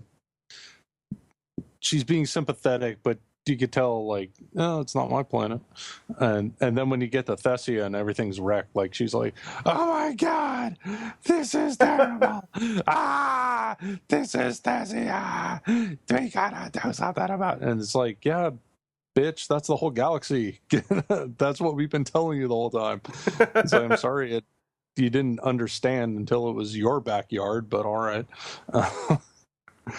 So I thought that was just like another cool turn with Liara, where she's trying to be the cool, collected, logical shadow broker / scientist, and then when it's like really it gets personal, then she breaks down, and she's more like the more naive, younger girl from Mass Effect 1. Yeah, and those built up tough veneers fall away, and she reverts back to what she was. So that was all good, and like we've already said about the revelations in the museum were cool, and but you really don't spend that much time. Like Thessia is more. It felt more like an aside than like a big story arc that the genophage and Rannoch situations were. Yeah. Yeah, it almost seemed like it's like, well, we've seen all the other home planets. Like, we've seen the Krogan. We briefly saw Solarian. We kind of saw Palaven. You don't actually get to go on it, but you get to be on its moon and see it in orbit. You've hit pretty much everything except for the Asari, and the Asari are kind of a big deal. They are probably one of the most powerful races in the galaxy, aside from the Turian. So it just seems like it's like, well, we kind of need to hit Thessia at one point, so let's make it kind of the big penultimate set piece. Mm-hmm. But yeah. The Asari are technologically the most advanced, but the Turians have the larger, more organized military. Yeah. Like there's a line somewhere, I think it might be in the Codex, in reference to the commandos, where it's like the Turians have a saying like Asari commandos are the most skilled, deadly warriors in the galaxy. Luckily, there aren't very many of them. Yeah, I did enjoy, though, I said I had quite an affinity for the gunship and felt really bummed that I couldn't save it. I liked the hints of Asari military you got to see, because you got to see them, like, basically... It was kind of neat in a sad way, like, seeing this race that basically considered itself to be the top of the galaxy now in this situation where they're like, well, we're invincible, right? Like, we're the Asari. We're going to pull through this. So all their military... like, watching them all kind of break down and realize how hopeless it was kind of a cool sequence that was a great prelude to the return to Earth. But before that was also there's kind of like a two-parter. You briefly go to Thessia, and then you go to Haven with the whole thing with Miranda's dad. Horizon. All the names just wrong enough today. But you go there, and I liked that part a lot. Just like how all the husks everywhere and the really twisted experiments and stuff. I thought that was pretty cool. It also had kind of the continuing kind of manufactured aggro with Kai Leng. Like first, like, oh, he shanked Thane, that jerk, and he messed with us on Thessia, that jerk.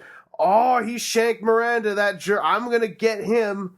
And I was like, man, that guy. Yeah, that was the thing I forgot to mention with the Thessia deal. So when you're squaring off against him on Thessia, that's his second appearance after the Citadel. And it's like, okay, well, we're going to go at it now. And I think I said out loud to the TV, like, fool, you don't even know you're already dead. Because I know, I'm like, as soon as I get control, I'm going to bring up that powers menu, which is going to stop the game. I'm going to, Liara's going to bust out the singularity. I'm going to hit him with Reeve from Javik, and then I'm going to kick off my own business. And I'm just going to be dumping warp rounds into you, and you're going to be dead in 30 seconds. You don't even stand a chance. You're not even going to move. And then it's this very video game battle where he takes a little bit of damage and then he jumps back to recharge, and now you can't do anything to him. Like, even if you're just ignoring the gunship that flies in and starts shooting missiles at you and try to shoot him while he's recharging, he's completely invincible. I was like, oh, this isn't the end of this character. This is just a garbage BS fight that I can't win. It was a very immersion-breaking video gamey moment for me when I was like, especially as a Vanguard, when I'm biotic charging him, but because he's quote-unquote recharging, I'm like, oh, I can't seem to biotic charge him. That's weird. Okay. I guess I'll just wreck everyone else in the room because it takes me like 5 seconds because I'm over-leveled and I have biotic charge. All right. Waiting for Kai Leng now. All right, let's go. Even in the final fight with him, that's how it tended to go. I was just like, hey, Kai Leng, the rest of the game is waiting for you to catch up with us. I can fight you. Oh, all right. I'll wait. Like that was the extent of my boss fight with Kai Leng experiences. But yeah, the plot armor he has on Thessia, I thought was kind of a bummer. Even though I know why it's in there, for such a nicely written game, it felt like it was not worthy of the game it was in, to a degree. But then again, I keep wondering if that's part of the manufacturing of the antagonism you are supposed to have towards him as a character. I'm not sure. I felt the same way even during his proper boss fight when you actually kill him. It was just like I didn't understand what was happening, so I just kept shooting and powering him and shooting and powering him, and like I never felt like I was getting any feedback to know if I was doing something wrong or right. And then eventually he literally just like keeled over and died, and I'm like, okay, like I don't even know how I killed him or why, because nothing I seemed to do to him really seemed to have any effect. And eventually he just literally just dropped dead, and I'm like, heart all attack. right, I'm glad that's over. Yeah, like that's exactly what it seemed to be like. I don't know. And I will say, just for the benefit of any listener who is about to say it, I afterwards did my research. I know Kai Leng has quite a history in the novel written and comic book written ancillary fiction for Mass Effect, but I kind of think that the game could have done more to make me think that he was a legitimate threat outside of handing him all of this. He basically had like plot armor handed to him constantly, or he'd be showing up and doing amazing things in cutscenes where he's not in a position where he can actually do anything about it.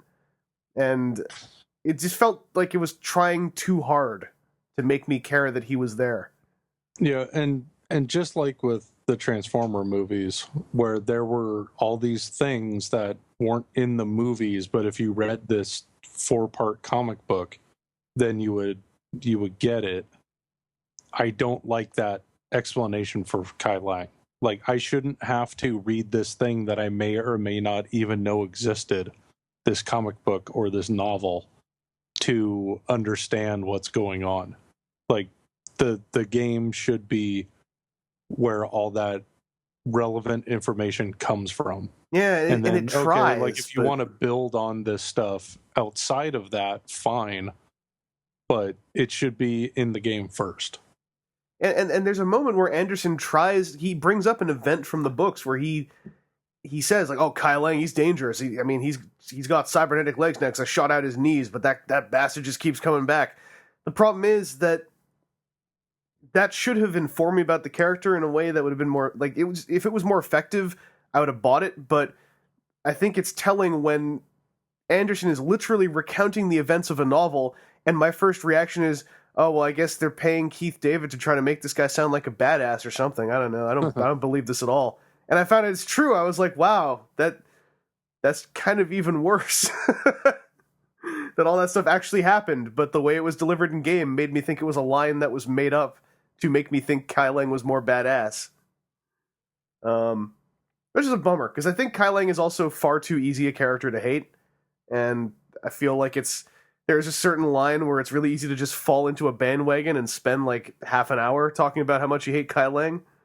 Well, it's just, I think it's that he's a pretty boring character. He's just the badass swordsman that is hard to kill.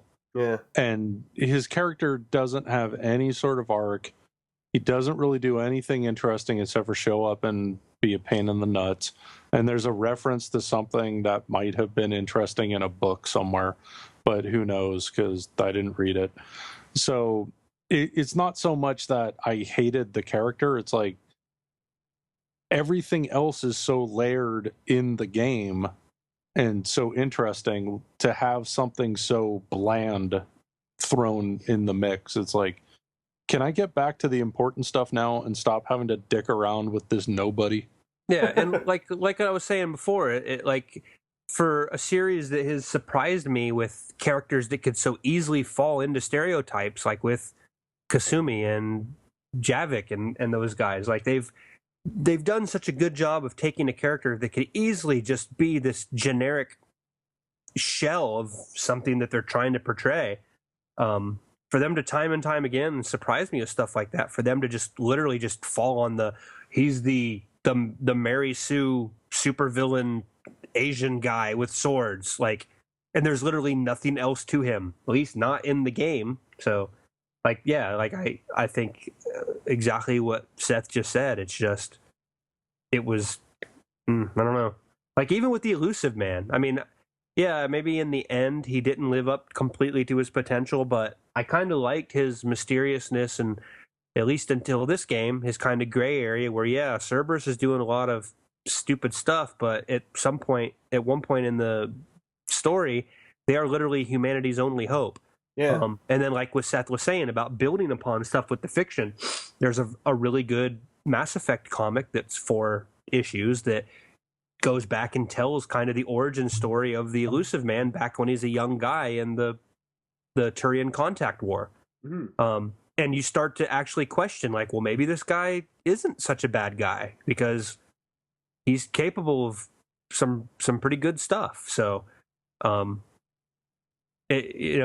so, like, even with the Illusive Man, like, they did a good job with that. But, like, yeah, this Kai Leng guy, it's like, he was just like, whatever, like, just let me kill this guy so I can get on with it. I think the case is made when basically the Illusive Man also had ancillary fiction, but all that did was enhance a character and not be a crutch that you need to make the character interesting. Like, I think that's the perfect example of how what they did with Kai Leng could have worked, but it's also an example of exactly how Kai Leng didn't work. Is the Illusive Man in his little miniseries that he had.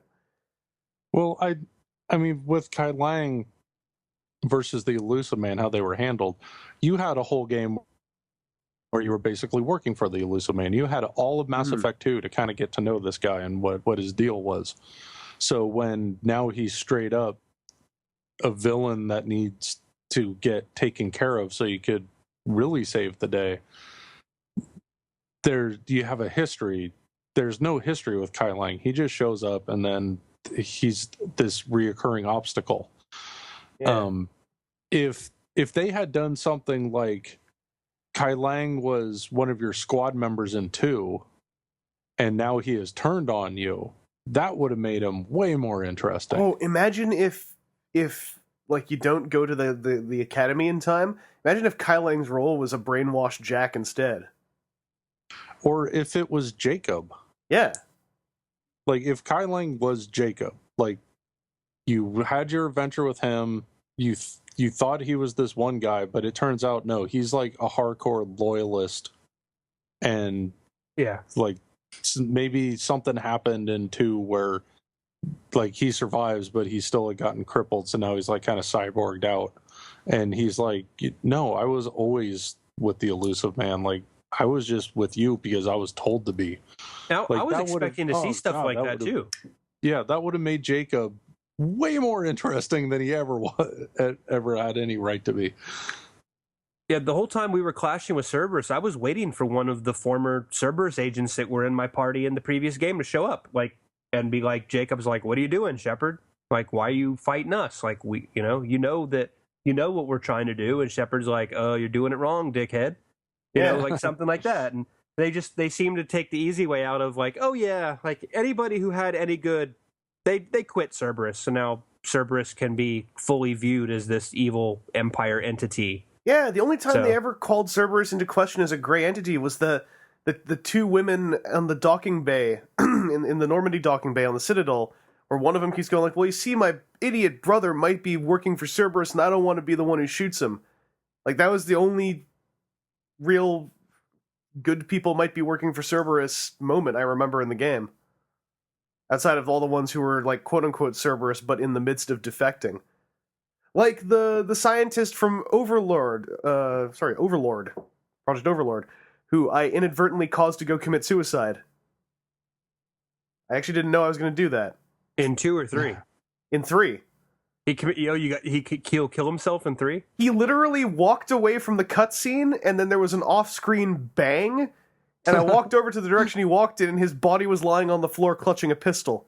Jesus. And I was like, I scolded him pretty hard, but I did too. I scolded him hard enough to convince him to kill himself. Wow. I mean, like, the guy was basically like, I'm sorry for what I did, and I've seen the light, and I know you hate me, and I'm just like, yeah, whatever, just, you've done enough, just get out of here. And Go kill yourself.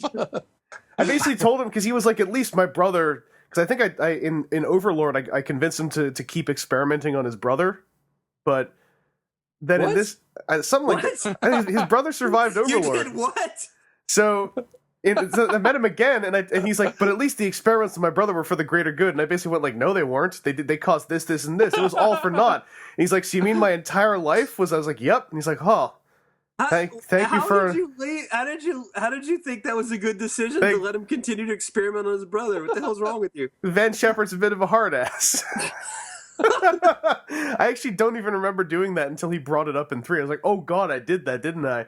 So I told him off, and I was like, guess what? You should keep experimenting on your brother. I did what you said. Yeah, well, you screwed it all up. You're an idiot. Oh, damn it. And he went and killed himself. In the face. So I kind of did, like, Van Shepard did ruin his life pretty much, and the life of his brother. I think the dialogue choices, even he was like, well, at least I can atone for what my brother did. I saw his brother when you go to meet the biotic kids where Jack is. Mm-hmm. His brother is in that facility, and you talk to him, and it's like, yeah, I'm glad you're doing well. Oh, I didn't talk. Okay, that's why I didn't talk to him, because I left him with his brother. Yeah, you meet him. He's one of Jack's kids. So instead, I met the scientist. I had both. Like, you run into David, and then a little bit later, like, the brother's there, and yeah. I saw both. I guess I might have a very rare experience then. So yes, you can convince the scientist's brother to go shoot himself if you've engineered him and his brother's lives to be made horrible during Project Overlord. Yeah. I met the scientist, and I basically told him he was an ass, and he's like, yeah, I know, but I'm trying to atone for it. The best part is he goes off to shoot himself. Not one person in the entire room reacted. Like, he just quietly walked off to the corner to shoot himself while everyone's shuffling to escape the base, and they just kept doing what they were doing. They didn't even look. There wasn't even a pause. The only person who noticed was Shepard, because I watched him walk over to the corner and just kept staring at him until he shot himself. Oh, God. Well, I got a quick question from 2. I assume everybody blew up the collector base? I did. Yeah, I was wondering about that. What changes if you give it to them? Because I've never looked into that. Well, because if you turn it over, then it's an easy explanation on how the Cerberus ended up part huxed out. Huxed up. But having blown it up, there's a little reference having blown it up. It's like, oh yeah, we had all these other Reaper artifacts we had scavenged, so we still did what we were going to do. But I wonder if it affects your war assets in any way, or I believe it does, but I forgot how. I read up on that stuff. I'm sure you have less points somewhere if you had turned over the collector base. Mm-hmm. But this all basically comes into the finale of the game too, which is the Cerberus base raid. Was there anything else before that we've neglected to cover at all? I'm trying to remember now. Hey, guess what, guys? Mass Effect 3 is a pretty sprawling, long game. Like, there's a lot in that game.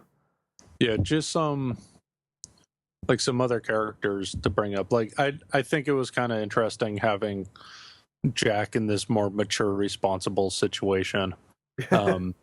Did you guys send the kids to the front line or have them stay back in a support role? Support is what happened in my game. Yeah, same with me. Yeah, I also chose support. I wonder if you send them to the front lines, there's a cutscene of them just getting viciously mauled by brutes. I wouldn't be surprised.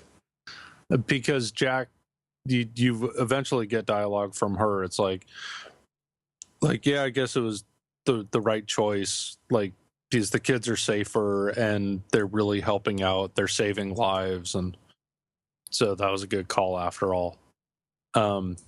With Grunt, when I have to choose again to save the Rachni Queen, knowing that it's going to be at the cost of Grunt and his squad, like, that was another moment where I was like, you know what? Like, it really sucks that I'm going to have to sacrifice these hard-ass Krogan, but I didn't save the Rachni just to have the Rachni die now. Like, I got to keep them alive because they've got to be playing a bigger role in everything. And then during the cutscene where Grunt is the last one and he's fighting so hard and he's getting overwhelmed, I'm watching going, I screwed up. I chose wrong. Oh man, this is awful. I might have to reload and switch what I did. And I'm like, no, I got to stick with it. And then it turns out Grunt survived. I'm like, okay. It would have been more emotionally huge if he didn't survive, but I feel better that he's alive. Yeah. I brought Javik along in that mission, and Javik had some dialogue with Grunt because he's been staying in Grunt's quarters the entire time. But I don't know. I think I did too. And he's like, "Oh, you're the Krogan something or other," and I think Grunt just goes, "What?" Yeah, because he describes like something very specific about his personality or something, or just, what? But then I was disappointed with that's it for the Rachni. Like, you get some emails that it's like, oh, it totally freaked out all the scientists when these Rachni workers showed up. I was really disappointed they didn't take part in the final battle. Like, it would have been, I would have loved a scene during like the big fight on Earth, like this Rachni landing pod crashes into the ground and like hella spider monsters come swarming out and like take out a small Reaper or a bunch of brutes or something. Oh, because yeah. I mean, if they were so overwhelming before, like, it's kind of a bummer that you never saw them in a military situation. They're all just on the Crucible building things. If it was in a cutscene, like, I just wanted to see hella Rachni just like taking out one Reaper ship. Like they sacrifice themselves, like a bunch of Rachni pods like crash into one of the Reapers, and then you see like inside they're just running roughshod all over the interior. Yeah, like there's some Reaper in space who gets wrecked because he has like a million Rachni just eating his brain from the inside out. Yeah, and just tearing husks apart and just going bananas. That all goes in this big problem I had with that final moment, which we're coming up to really soon, is that for all this galactic readiness stuff, as far as I know, there's only one cutscene of the fleet arriving. So it's like, no matter what I do, it's not like if I got no one to help me, I'd show up with like 10 ships, and then if I get everyone to help me, I show up with 4,000. It's just like, there's just a cutscene of a lot of ships showing up. Well, some of the ships will be different depending on situations. Like, if you sacrifice the Council in one, then the Destiny Ascension is destroyed, and it is not there during the big arrival scene. Okay. And when all the ships are swooping in, and the gigantic, massive Destiny Ascension shows up, I'm like, hell yeah, I made the right choice, because look at that thing's huge. I just wish that like stuff like what you just mentioned with the Rachni, I wish there had been more of those just brief moments of like all these different, like just a little bit more focus on just how united you have made the galaxy. Yeah, well, all the two big ship cutscenes I thought were both great. Mm-hmm. Like when the fleet arrives at Earth and those opening volleys are going back and forth. I got pumped. I love ship combat so like great. That. And the cutscenes with the Geth and the Quarian squaring off. Just both those scenes were so well done. Those cutscenes are great. I think that it's amazing how rare it is to get just really good, just mass space fleet combat stuff done in cutscenes or in TV or movies. Like, yeah. I love that stuff when it happens. A great example is in Serenity, when the big fleet comes out of the nebula, and there's that huge scene of like the Reaper fleet like smashing into the Alliance fleet, and it's like more Reapers. That's right. Sorry, the Reaver fleet. All these names that are so similar. I don't know what to do. But before we continue talking about that part, we really should mention the Cerberus base, because that had a few really cool moments, like basically learning about the creation of Edie, with Edie standing right there. Archive ends. Stay tuned for the rest of the discussion. The end of Mass Effect 3. Rerouting archive contents. Archive 07. Now loading.